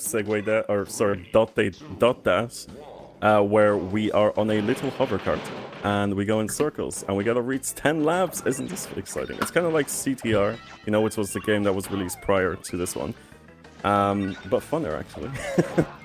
Except this is less a joke. So basically here we are gonna be paying full attention to the roads, as you should. And we're going to be trying to collect as many items as we can, the little Wampa, which are boosts now. They fuel our car, can you believe it? And we also have rockets. Now the rockets are actually very important, because there can only be 2 rockets in this screen at once. So that's why I'm holding on to one. I'm not going to shoot it, I'm not going to use it, because I only want there to be one for the AI. So that's basically it. Drive around in circles. I dislike that I just did that. And... that's basically going to be it. I think this is one of those minigames where it doesn't matter what character you are, all you get is a little color change in your car. The statistics actually don't matter here.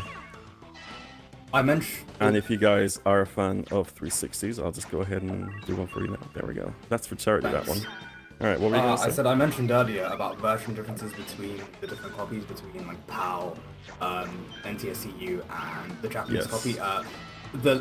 In the Japanese version of this game, this is the music that plays. Ah, yes.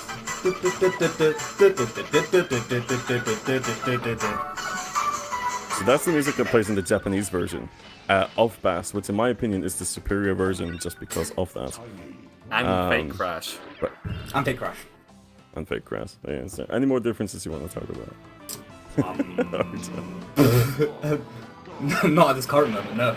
So really, the PS2 that you do want to be using, as we did say earlier, is the NTSC PS2. But if you do want to enjoy an actual banger of a music while you're driving, and also on the final boss, by the way, boss, sorry, then do pick the Japanese version. And the PAL version, as PAL usually is for speedruns, it's just slower. It's just the fact of it. So I'm using the NTSC. I think maybe one of these days I should bring up the J version, the Japanese version, just to showcase it, because it's a great showcase. And this game in general is a great showcase in my opinion. Now, I run this game pretty much nearly daily sometimes, which is a bit, you know, so I may be a bit biased, but I do love it. And we're just going to go ahead here. And obviously, you might as well see here that the AI are going flying sometimes. That's because if you're boosting behind a car and they're going slow, they will fly. It's called, you know, momentum and all that, so it does happen. Now, for the gem and crystal, pretty self-explanatory. Time limit and a disadvantage, and then we'll be finalizing Warp 3 with the Warp 3 boss. This is going by so quickly. I can't believe it's been an hour and what, 20 minutes? Hi. Yeah. Have you explained lap glitch? Oh yes, lap glitch is great. So you can actually skip laps here with a frame perfect. Did I just do it? No, I just crossed the lap. Sorry. I was like, whoa, I crossed the lap. Was that a lap skip? No, it's just a normal lap. So you can actually skip an extra lap than you should at the beginning. And I will actually explain how at the start of the crystal. Basically, if you incline your cart 12 frames to the right, or sorry, to the left, as you start and drive into the wall, you will hopefully just hear a little ding, and bam, you've skipped a lap. And you've saved 3-4 seconds. It's a frame perfect trick. Yeah. That's not really worth going for, but you can go for it if you want, really. Pi has highlights of it on his channel if you want to watch that afterwards. I do have an instance where I accidentally skipped five or six laps at once. Yeah. A complete accident, never happened again. That happened 7 years ago, and it still happened. It still haunts you. It still haunts me. How did I do that? How can I save time again? But let's see if I can do it now. There we go. So I just tried driving into the wall, tried to incline my cart appropriately. Again, it is a frame perfect trick. I didn't get it. In fact, it's so I don't go for it often enough that I even forgot to showcase it. Hey, do you guys want to hear a fun fact? I love fun facts. What's up? It's the fun fact, the gimmick. Oh, I say fun fact. The gimmick for this level is that rockets will instantly fail you. So what Pi wants to do is he wants to hold on to a rocket, and he doesn't want to get hit at any point with a rocket. That's more of a facts. That's a factual fact. Yeah, I'd say it's a bit fun, really. Oh god, Kong has. Okay, so sometimes what the AI will actually do, believe it or not, they will do a full 180 and shoot the rocket at you. So they will actually stop doing what they're supposed to be doing just to actually hit you with the rocket. It's kind of unbelievable, but it does happen. This game is actually very believable in that regard. Okay, so Big Bad Fox, BDF. This is the Warp 3, but I've never actually said that acronym before. That's the first time ever. I know. This is Komodo Joe and Komodo Mo. Obviously, we know them from Crash 2 with the little swordies. What we're gonna want to do here, they bring up this big wall of just power. It's just mechanisms and weaponry. Raw power, peak performance, exactly. And what you want to do is just want to shoot it until it stops peaking the performance. So, what you can do here is you can set up for a nice little double hit. I can't incline to the left, so I'm just gonna slowly slide to the left. Slide to the left. Slide to the right. Quickly. It's gonna be a bit awkward here because I can't. There we go. You can actually see my head trying to tilt with the tank that I can't tilt.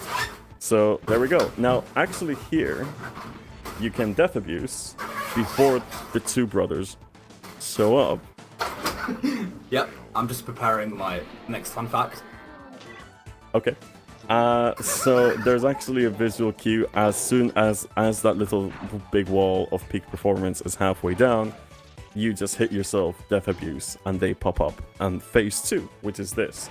By the way, this is probably a good time to talk about death abuse in this game. Extremely important, by the way, because this game's difficulty keeps spiking. So what we do actually is we die on purpose. So we make the bosses easier. Oh, there we go. I'm just finding it a bit difficult with my little... It's alright. Do I have time for a fun fact real quick? Sure, go for it.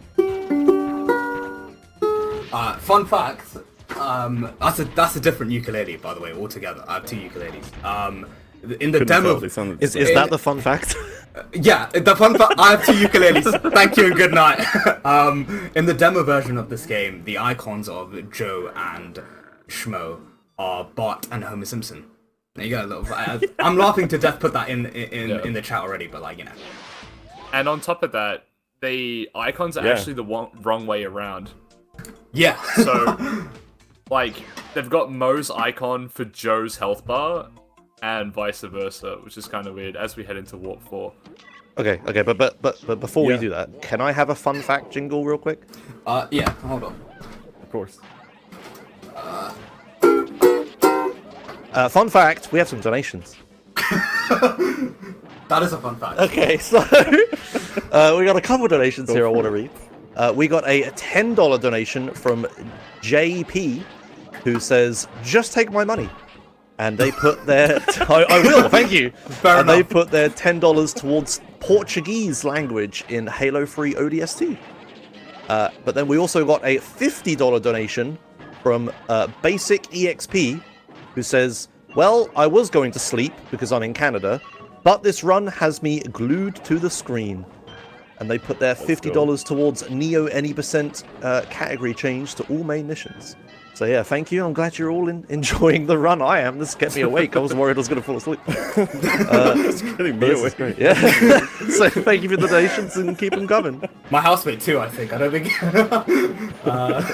Hi, I'm gonna throw something your way real quick. Is it a fun fact? What's up? I will donate $15 if you get a perfect Skyballs round. Oh my god. Okay. So guys, Skyballs. I'm gonna basically talk about Skyballs super quick for round 1, so I can absolutely obliterate TK's wallet.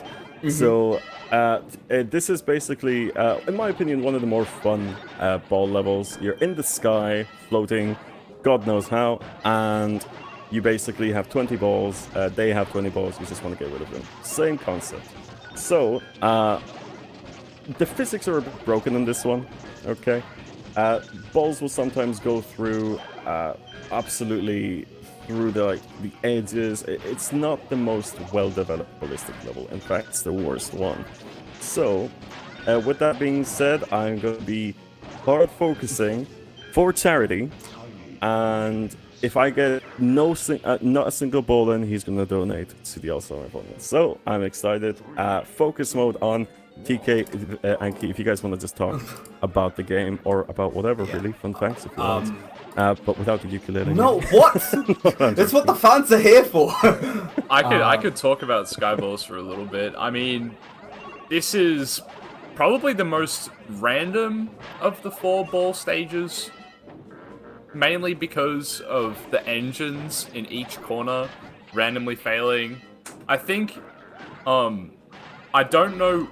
Like, you don't really know which one is gonna fail, but when it does, you know, especially in 1v1 situations. Like, the worst situation here for Pi right now in a 1v1 would be if him and Brio were still alive and the tilt just comes all Pi's way and all the balls are just running towards him with pure speed and death. And what makes this really difficult is, obviously, the stage is round, but the movement is like square, so it's really hard to explain because No, I get it. it's almost like the game is operating on a different plane of movement. It's not about you getting it, Anki. Yeah, I'm sorry. No, I'm just saying I understood from the explanation. Like, because you only press left and right, but you move in a cone, sort of. Like, you move in a circular shape, and it just doesn't... It's very disorientating. And the crystal for this stage is probably the memeiest crystal in the game, because it is easily the most unfair crystal. Not even close. Like, basically the variant is at any time the AI can kick a ball and it will turn red. And if Pi touches a red ball, he dies. I just want to say, as well, I just want you to keep talking about Crystal, but due to my shameful performance where I let 2 balls in, I will be adding $15 on top of my 120. Oh my god. $135 from my side. But keep going. If I get this one, that's $15 from you, TK, though, okay? Yeah, that's fine, dude. But, yeah, so the Crystal is very difficult because because in the Crystal, every player has 10 balls. So you think, oh, sweet, 10 balls, it's easy. But when you let in a red ball, it doesn't count towards your score, which is really bad because AI will just randomly hit balls that are going towards their goal anyway, and they turn red, and it basically denies all the hard work you did. And all it takes is 1 second, one tiny lapse in concentration to just lose your whole round, which can be up to 2-3 minutes of work for the Crystal. And you gotta do it over and over and over again, and it is the most tilting thing ever, and I'm tilted just thinking about it. Anki, I need you to bail me out of this, because, man, Skyballs is getting rough. Do you know what? I can bail you out of it. Yeah. I can bail you out of it real quick. So, unfortunately, you can kind of tell by Skyballs and by the way that it's designed that it's very difficult to stop what's happening sometimes. So as you can see, I'm trying my darnest, but I still let the little balls in. So, TK, you get out you get out of it, but I will still add the 15 on top of my 120. So, just for my shameful performance, not getting a perfect round. Aside from that, I know I can hear the segue anyway in the background. I don't know, Josh, if you want to like say anything or. Okay, so every time you've thrown to me, I have not been in a good state. Sorry, go. Just imagine Josh like. I'm just like sat here just reading something in Discord, like, yes, I should probably deal with this. And then in the distance, Pi's like, you know what's a good idea? Let's ask Josh if he's ready to read something. Okay. Are you? You know what? No, I'm not. I'm just gonna say it. No. No, okay. I love it. You will have any $100 bets you want to throw in? No. How about this, Pi? You just hear the segue just driving up. If you get this gem first try, I'll make it 20 Australian dollars. Oh. What? Is that better than an American dollar? No. It's not as good, but it's the best that I can do. I apologize. I'm sorry. I'm trying my best out is your here. currency better than mine? No. No, it's not. So what's happening here, right? Is by the way, I love like look at his pose. What is he doing? No, Pi. Oh, I don't know how it happened. Oh, but what? I came victorious. What? I came victorious. What the hell We did it. happened there? I'm not sure. There was a mist. There was I don't know. Something happened. So the gem of Manic Panic, which is the minigame you're seeing right now, is what I would consider to be the hardest gem in the entire game. It is extremely unfair. The difficulty of the AI is spiked up specifically and uniquely for the gem. And you will be seeing me likely not do it first try. But if I do it first try, PK is donating 20 Australian dollars to the charity. Yo, we're doing good. We're doing good. I like this. So, we're doing good. So, you might see as well that there's actually bombs that pop up, which is a first for the polar levels. So, what you want to do, the strategy here is to hopefully get the two AI together so it's a double hit, and then push, so hopefully they just fly off. Let's look at Brio's pose again.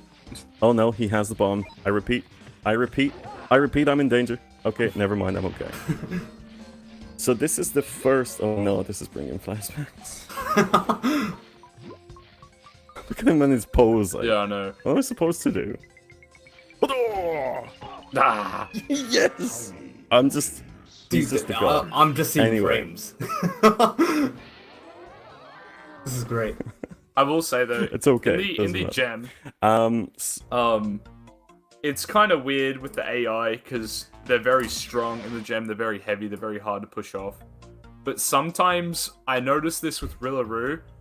If you try to make a counter, like if you go for a counter push, he will push you so far away. The knockback is crazy that you can't really counter push it in the middle of the stage. You got to go to the edge for it to make it work. Oh, I don't like this. Sorry, I got a hiccup. Come on, Pi. I mean it like. Come on, dude. This one's for the charity. Let's go. No! Oh! No! Unlucky. It just all happened. It all happened. You know what? For that shameful performance, I will be adding 15 on top of my 35. 150. 150 to charity after this run because I did not want to deal with the slack of what just happened. I'll just let you know, Okay. with all your donations racking up, if we add it to the total, we've now passed $14,000. So there you go. Let's go. That's pretty good. That's pretty good. So, That's pretty keep it good. coming, pie. Yeah.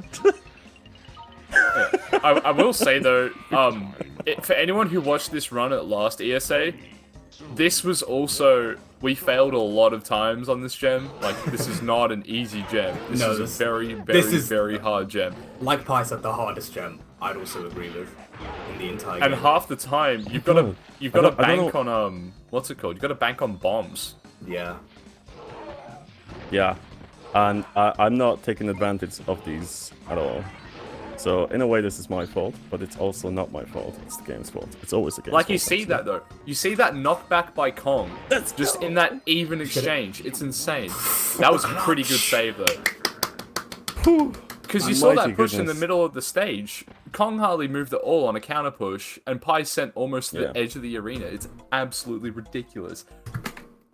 And it's only 30 seconds you get to actually finish. It's kind of crazy.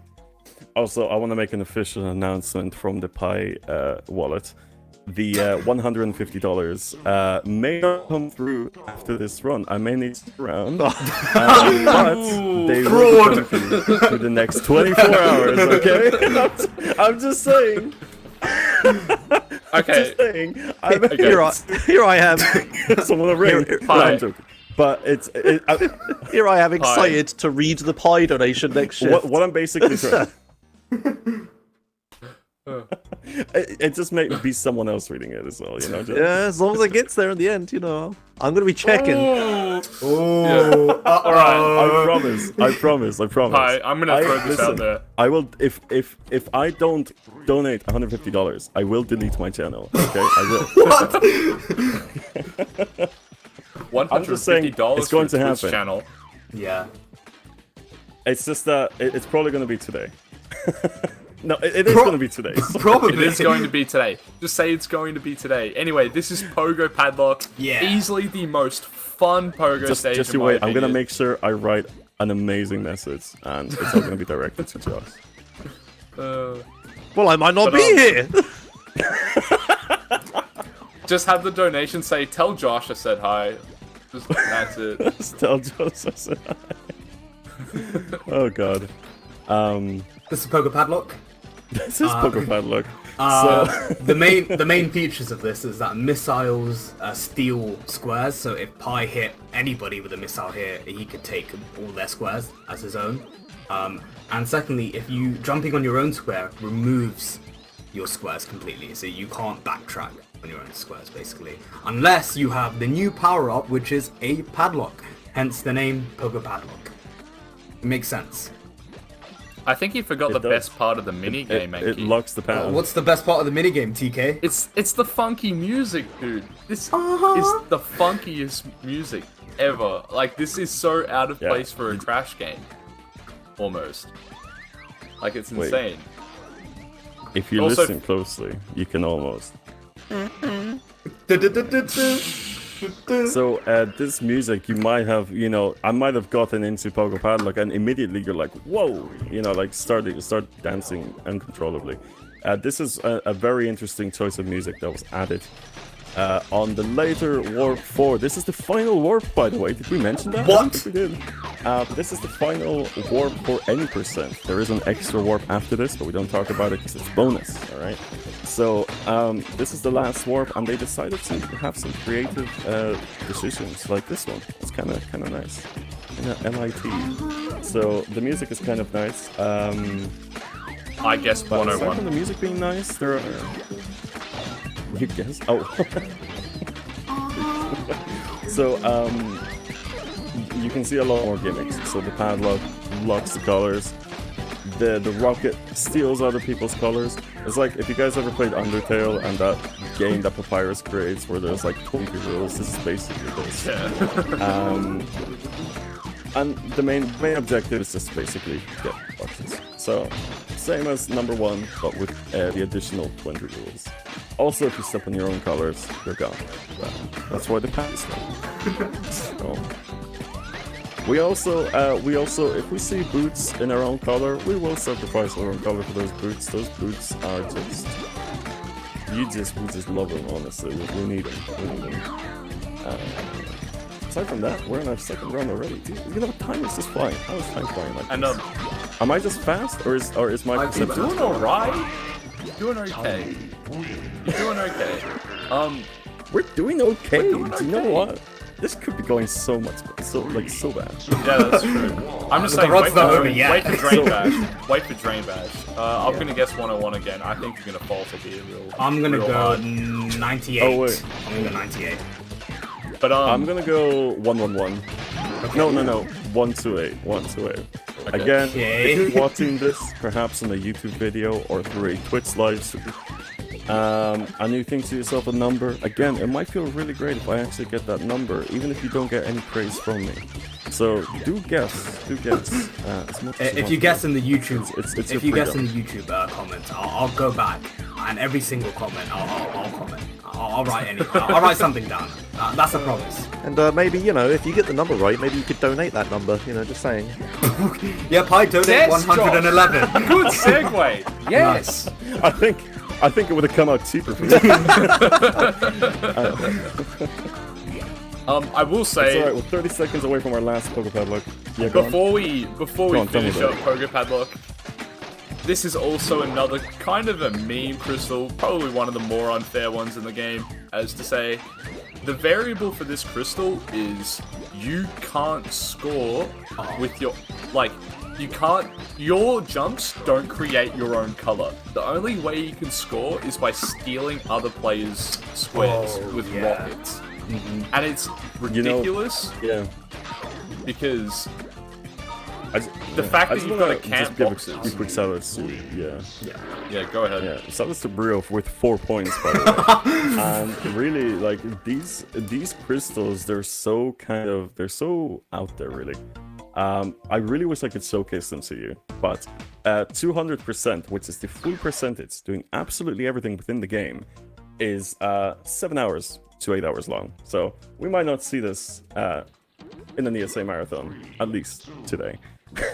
But least today. you never know, right?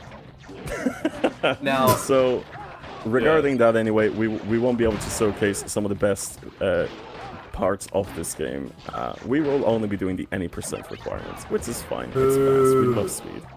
Yeah, boo boo boo. So, Drain Bash, anyway, the most RNG luck-based box level of them all. Tell me about it, TK. What's up? so I thought maybe basically, you were getting ready to talk yeah, about well I am, but I'm also gonna say if you get this gem first try, I'll make it 30 Aussie dollars. Oh 30 my Aussie dollars lord. for the bank. You Wait, gotta get one 30 first try. Australian dollars? Yes, you gotta get it. You gotta get it first try eventually, right? But so this mini game is very slow because, as you can probably tell, the crates do no damage whatsoever. It is very rough if you try to play the game regularly. You'll also notice that you got 4 purple crates in different corners of the stage. One of those 4 crates spawns a power-up, and so...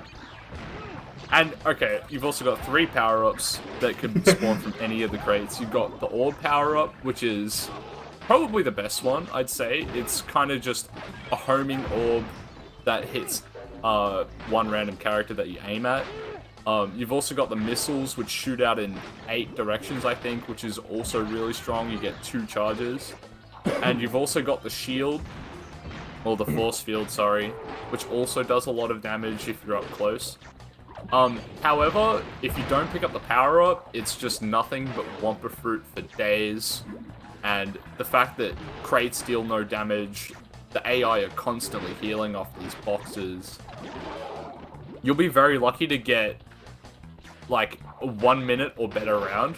Like, if you have 1 more minute left on the clock. And that is also what makes the gem really difficult. Yeah. Like, I'd like to add something. yeah, so the gem is beat this within 30 seconds, and I think right now is a prime example of how not to beat this within 30 seconds. I've pretty much gotten no power-ups whatsoever, and Kong kept picking them up, and that my little power-up, when I do get it, goes in little useless circles. Yeah. So that's not what you want. I'd really. like to pick up on what HDJJ said in the chat. You can steal power-ups mid-air and drain bash. If Pi sees an enemy AI going for a power-up, he's going to kick them and then pick up their power-up, so he can take it for himself. Yep. So you can actually cut power-ups, but I haven't found an opportunity to do it yet. Let's just have a look. I might be able... Oh, never mind. Kong kicked me. So instead of picking up the power-up, I actually fell down and took damage. So that's not what you want. I've got a... Oh, wait. Rilla. Ooh, there we go. Perfectly done. More or less. It's hard to do it with Rilla's tail hitbox, but... Oh, you also lose the power-up when you get hit, by the way. Which is exactly what happened. And this is still going, so I'm not very hopeful about these 30 Australian dollars. I'll tell you that, my friend. But we'll have a look anyway. I've got a fun fact. Fun fact? There you go. Fun fact? Fun fact? Yeah, go for it, man. Okay, hold on. I need to sneeze. Love fun facts. Hold on. Okay, now sneeze is gone. Alright. Fun fact! Fun fact. Drain bash can crash. Pi has a save because, for no reason whatsoever, Drain bash can just crash. That's it. That's a fun fact.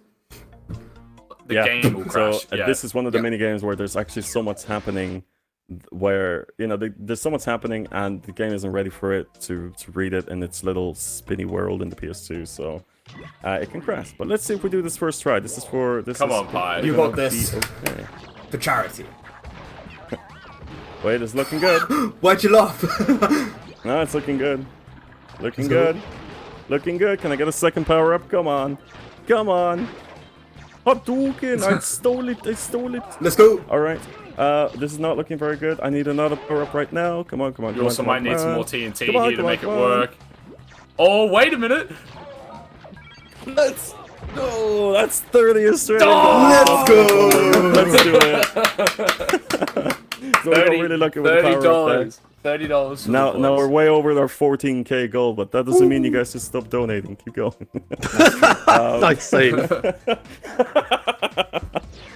Speaking of donating, physically make it, yeah. speaking of donating, we got a $25 donation from Mexcats. It's not English, and I'm not even going to try.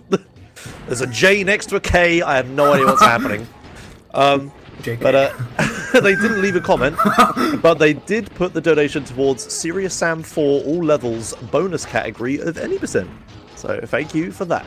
And yeah, we are, with that, we're at $13,900.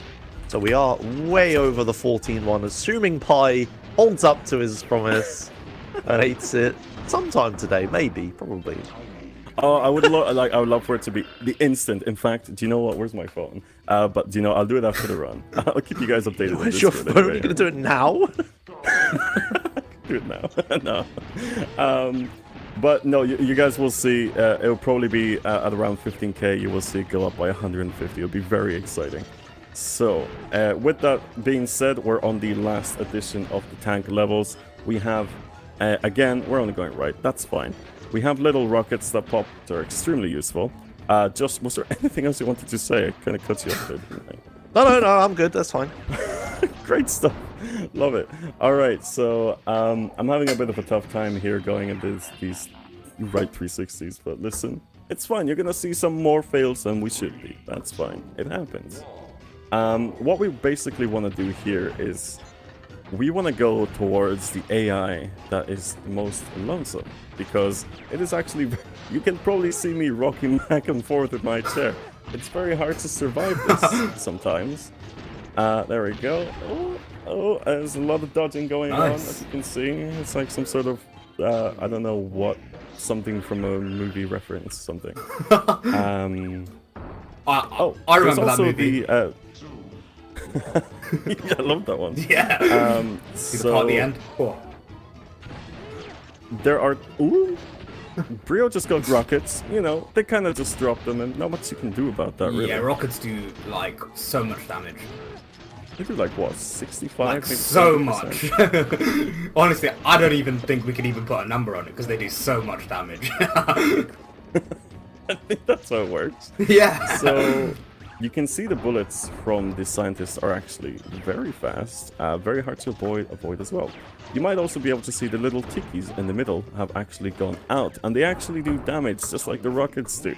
You want to avoid them as much as you can. They are scripted, so they will come out at like 1 minute 3 seconds, and then again after 5 seconds, and so on.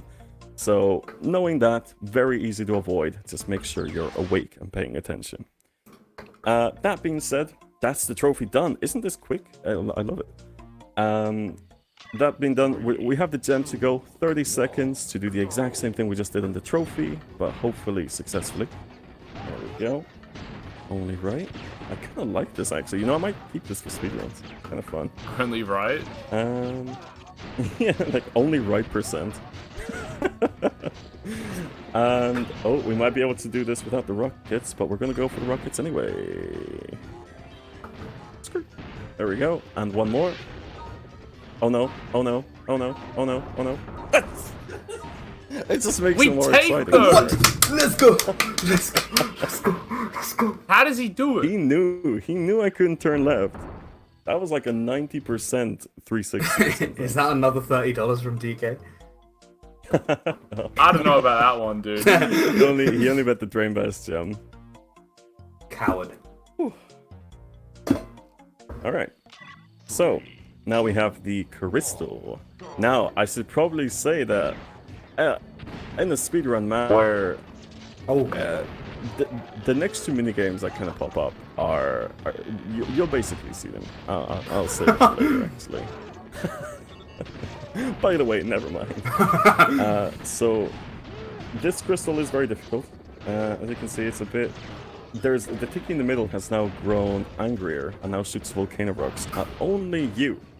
You can, however, maneuver these rocks to hit the other AI, but again, it's only aimed to you, so likely they will only hit you unless you're really, really good. But I think we did that okay. We got lucky, we got the rockets, I think we're fine. That was really good. That was really all skill. That was all skill. Not bad for someone who can't turn left. 2 more minigames to go, and then we have the final boss. What? Yeah, we have two more minigames to go, and then the last boss. What? So, this is basically, I mean, this has all been a haze. I feel like I'm still in Warp 1. I can't believe I'm in Warp 4. I mean, is there anything else we've missed in the run? Because I feel like I've only talked about maybe 2 things. No, I think we've got everything. I've covered everything. Yeah. Could talk a little bit Let's talk about the minigames themselves then. This is... Yeah. Yo, we could talk maybe about the charity as well, but we'll leave that after the minigame, right? So let's actually just talk about the minigame a little bit, because this is actually one of the more chaotic minigames, okay? As you can see, I've been pushed roughly 5 to 6 times. It is very difficult to avoid, because there are things constantly popping up. The power-up is it's a very high radius, and so I will be constantly being pushed. Sometimes the AI will go backwards as well, and there are those barrels at the beginning that slowly we got rid of by crashing into them. There we go. Perfect. So we're gonna basically do the trophy, 3 rounds, then the gem, then the crystal, and then we have the final minigame, which we will talk about then. Justimus, I know you are probably not prepared, but do you want to say something? It's the complete opposite. I was about to ask. In which case, We have...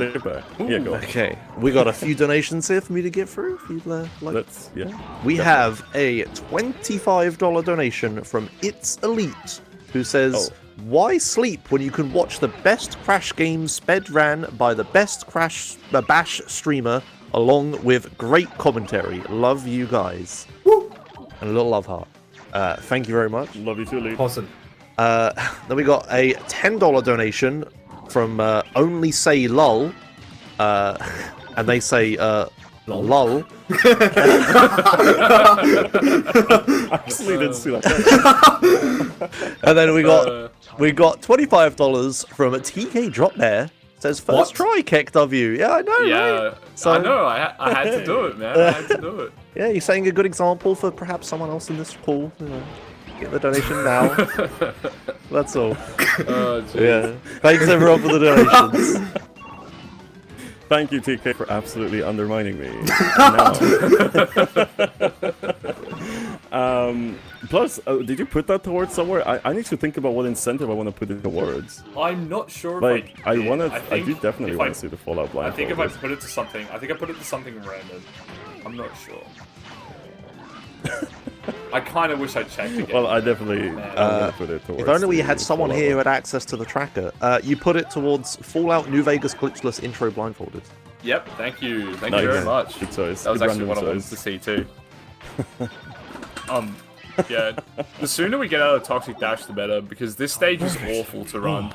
This is an absolutely awful stage with the erratic driving and the constant knocking off, and it's really bad in the Crystal too.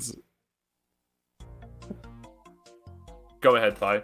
It's kind of like being in public transport, and it's this constant bumpy road, and it's like just running against people, and it's just like, oh geez, can't wait to get off this bus, kind of thing. This is what this minigame kind of feels like. As well, the first barrel that I just run into, there's actually a small time save. If the AI get rid of it for me, it's fantastic. It's 2-3 seconds saved. I don't need to run into it, because I always go in the inner circle. That's the strat. And so, you know, avoiding it all the time ends up wasting too much time. So you either get rid of it, or the AI get rid of it for you. It's always nice when they do it for you. Brio completely dodged it though. He knew what I was going to talk about, so I didn't really appreciate it. But listen, it is only the gem, and it is only 2-3 seconds. And again, every time you get pushed, it's just 2-3 seconds added on top of the timer. It ends up mounting up. I've wasted 30 seconds to a minute in this minigame just by being knocked left, right, left, right.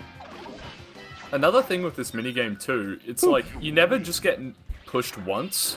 It's always, you get pushed in a combo where you'll get pushed off, you spawn in, the AI will drive past, push you off again, and you basically haven't moved in about 10 seconds, and you're just sitting there questioning why you run this game. It is ridiculous. Absolutely ridiculous. And it's even worse in the Crystal, because the variable for the Crystal is, if you get knocked off the track, your engine kind of splutters, and you can't really drive forward, to say the least. Like, you probably notice it here when Pi spawns Like back this? in the track. Yeah. Yeah. Yeah. And then the AI just crush you over and over and over again. Yo. Yeah. So this is actually a very, very easy minigame to just completely snowball. You just saw how Rio and Rilla worked in a team there to just completely push me off to the other side. It happens all the time. And again, in the later stages of the game, which is basically now, the AI really work against you and only you. They work together with themselves against you. That's basically it. Now, hopefully this does not snowball, as it kind of is. Did Relics skip a lap, or is he just doing well? Because I'm going to lose this. I think he was never mind. ahead Just got already, so pushed. he might have skipped a lap early on. I'm not really sure though. Let's go.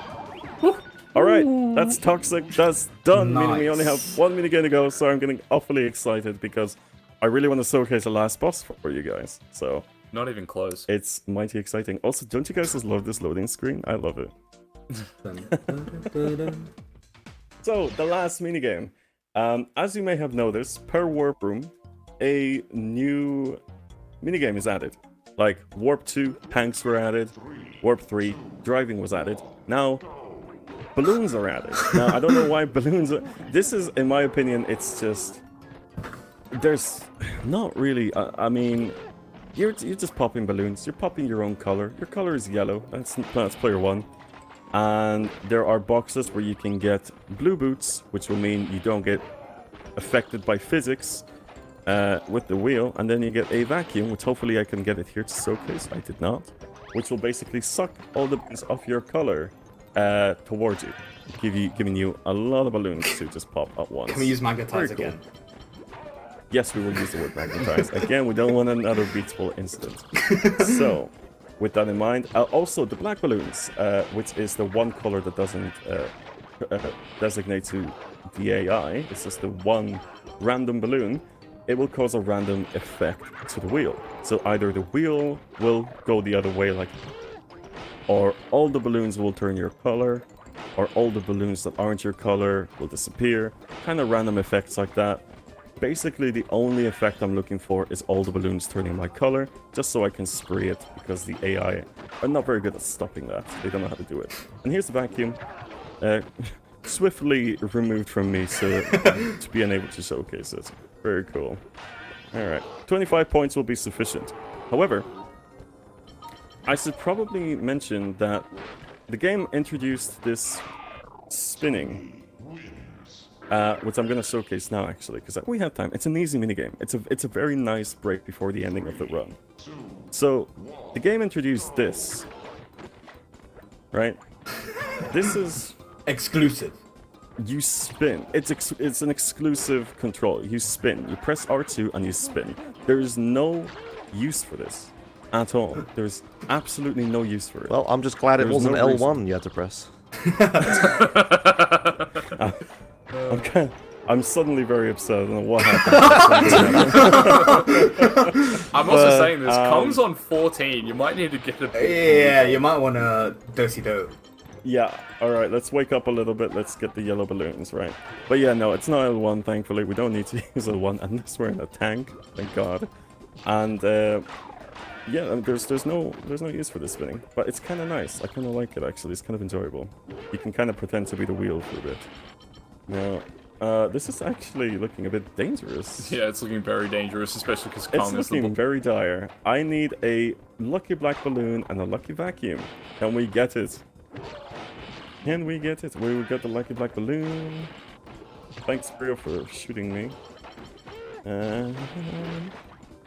Oh, we got back to back. Oh, that is ridiculous. Oh God, he's getting all the luck. I span at the beginning, and this is the price. Do you know what? There is a use for the control. It's to distract you, and it worked. It worked. It absolutely worked. Oh no. Goodness. We lost a round. We lost a minute and a half. It's okay. Completely fine. I will say, this is a marathon first. I've never seen anyone finish last in a ring ding round before. This is great to see. Yeah, no, that wasn't good. That's likely the first time I've lost a trophy round in a while. But we didn't get lucky, and we showcased spinning. So at least something came out of it. You also bought more time for donations. Oh yes, do you have them? I do. I'm going to bail you out of this, don't worry.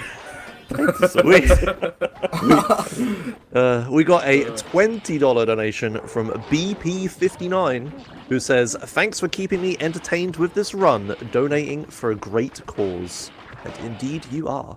And they also put their donation towards the trainer name for Pokemon X, my dad.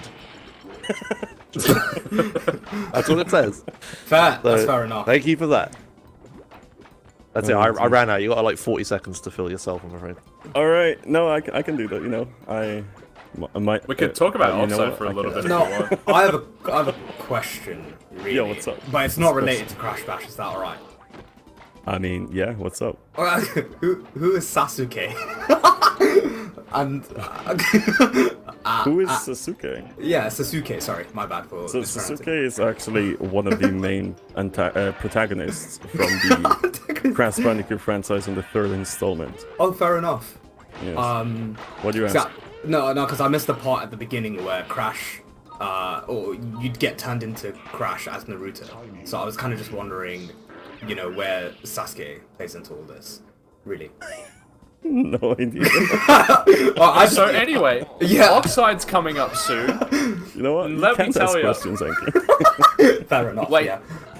Yeah, no, Oxide's coming up next. Final boss. It's a very It's probably the hardest boss, I'd say, Yeah. because Deathless Oxide is probably the hardest thing to do in this game, hands down. So I kind of yeah. want to showcase it, but I'm not gonna, because you know what? We want to be as under the estimate as we can. So as we said earlier in the game, we death abuse sometimes to make the bosses easier. I don't think they made the last boss beatable. Unless you die a few times, really. And I genuinely believe that. It's not said, or it's not really apparent what their intentions were, but the boss, without dying, is just complete and utter... It's like facing a new version of Terminator. It is extremely difficult, and you will not see me do it consistently. In fact, I tested it. I was like, how many wins can I get against Deathless Oxide? And I did a race with TK, and I only averaged 1 win per hour. So through 6 hours, I only won 6 times. So that's how difficult the boss is. It's possible, but extremely difficult. So what we're actually going to do is we're going to die twice to actually make the difficulty scale a little bit down. So that's what we're going to do. To give some other context to the Deathless Oxide race, Pi asked me on... I think I asked Pi on Discord. I'm like, alright, we'll do Deathless Oxide race, it'll be good. And Pi said first to 10 wins. I've gone, man, first to 10, that's a lot. I'm like, nah, man, we'll see how we go. It'll be all good. We got about 3 hours in, and Pi only beat it twice at that point.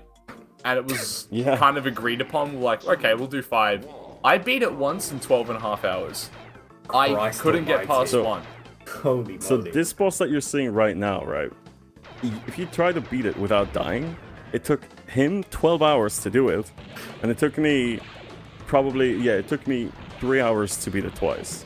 It's an unbelievable spike in difficulty, and I don't know what the intention was. It's not very apparent, but very enjoyable regardless. On the other hand, go on.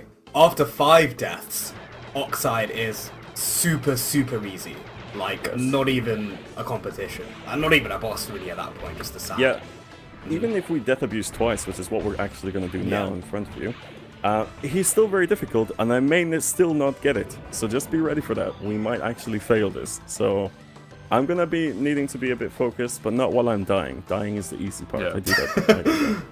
So what we're doing now, this is the boss. This is the boss that took TK 12 hours to beat without dying. So if you think you can do better... Yeah, if you think you can do better, definitely try. This is why we're death abusing, and we death abused twice for the speedrun. That's how much the difficulty is. And it's kind of because, well, let's talk about it. It's a pinball minigame. Oh, but there are rockets. Hold up, what do these rockets do? Oh, wait a minute. They're actually shooting them against me. What? Okay, that's kind of cool. They do a lot of damage. They count as a ball and a half, I believe. And wait a minute, there's a red ball. What does this red ball do? Oh wait, insta-kill. So it's kind of a lot of things at once. It's kind of like they added a bunch of stuff for Oxide to win. Kind of like it's kind of like tradition for Oxide to be kind of a cheater. So I definitely appreciate that they did it, but they definitely went a bit ham. Alright, so we're actually trying it now. We let 1 ball in. We should probably mention that he needs 8 balls to be defeated. Also, you'll see this as well. Oxide also has red balls. Can just spawn red balls whenever. And if Kai touches them like in Skyball's Crystal... Oh, actually, no. I lied. Or like I did last round, yeah. Sorry, I was paying attention. Yeah, sorry, that's my bad. I noticed. Yeah, sorry. I was too fascinated about... No, never mind. Alright, so we've let 2 balls out of 8. We need 6 more. And you can already kind of tell how it starts to overwhelm you. All the balls at once, 4 balls, rockets coming in. You need to kind of learn the cycles so you can avoid them. But even still, the hitboxes are awful. I'll tell you that much. The hitboxes are utter trash. And balls just kind of slide through like they are right now. This is very likely not going to be a win, as you may have already been able to tell. My health is already detrimentally low, and in fact, it's over. So, on our 3rd try, let's see if we can do this. I think another thing as well to think about when you're doing this boss is it's not just... Because obviously Oxide can hit the red balls back at you because the game is so fair and biased. But the worst thing that you can get in this boss Oh, is sorry. Before you the go any further, impossible just angle. FYI. Go ahead. Just FYI, it's gonna be time whenever Oxide goes still, alright? Mr. Oh, yeah. Timer Man, alright. So, go ahead, TK. So, in this minigame and in Skyballs, it can happen as well. There is a red ball that you literally cannot dodge. And it is when the red ball hits one corner and goes directly straight across the front of your goal and is always guaranteed to hit your card. And that is... time! Hey! What time did we get? Yo, can I ask? I'm waiting to see it. 2:13:16. I have to wait for the delay like everyone else. I know. Let's go. Well done, Pi. Better Well than done. last We're time. underestimate, which is great, because this game can actually become so kind of unlucky that you can go well overestimate. I've had such a tremendous time with this, though. I cannot tell you how much fun I've had. And I will be donating $150 to the Alzheimer Fund and charity, as promised. So just keep an eye on that within the next 24 hours. Or deleting his channel, remember? Yeah, that's true. Or I will delete my lovely three-letter name channel. Oh yeah, which I the don't want to three-letter do. name. Okay. It is. Yeah, that would be detrimental. I Yeah. would not want that. Okay, so I just want to give a quick shout-out really quickly to, obviously, anybody who runs this game. Thank you for making the community what it is. Thank you, TK and Anki, for commentating. Yo. Thank you, everybody who watches Crash Bass and makes this game what it is. This game has actually turned into something so great for me. And I continuously try to improve it daily because it's just fun to do it. So if you guys want to see daily Bass content, if you love this game, do check me out at twitch.tv/Pi. And do check out the game directory as well for Bass, because there are plenty of runners all the time playing this game. Also, sorry, really quickly to add, if you're interested in running the game, go to speedrun.com. There's a Discord that you can join, and there's lots of nice people in the Crash community that will help you on your way. So, Definitely, and the Crash community is extremely helpful and extremely nice. If you guys are wanting to just, be a part of it, don't be afraid to do it. All right, that's pretty much gonna do it for me. I thank you, ESA, for letting this game in. I've had an absolute blast, and I'm just looking forward to seeing the rest of your event. Thank you. Thank you. Thank you it very was great. much. I enjoyed it immensely. We're a little bit behind schedule, so I'm going to keep this brief. But we got one donation, but I want to read quickly. It's from Buckethead5. It was $50, and they said lost to Ringding Omegalol. Okay, that's it. So thanks for the run. Coming up next, we got Clubhouse Games 51 Worldwide Classics by 360 Kristen. Don't go anywhere.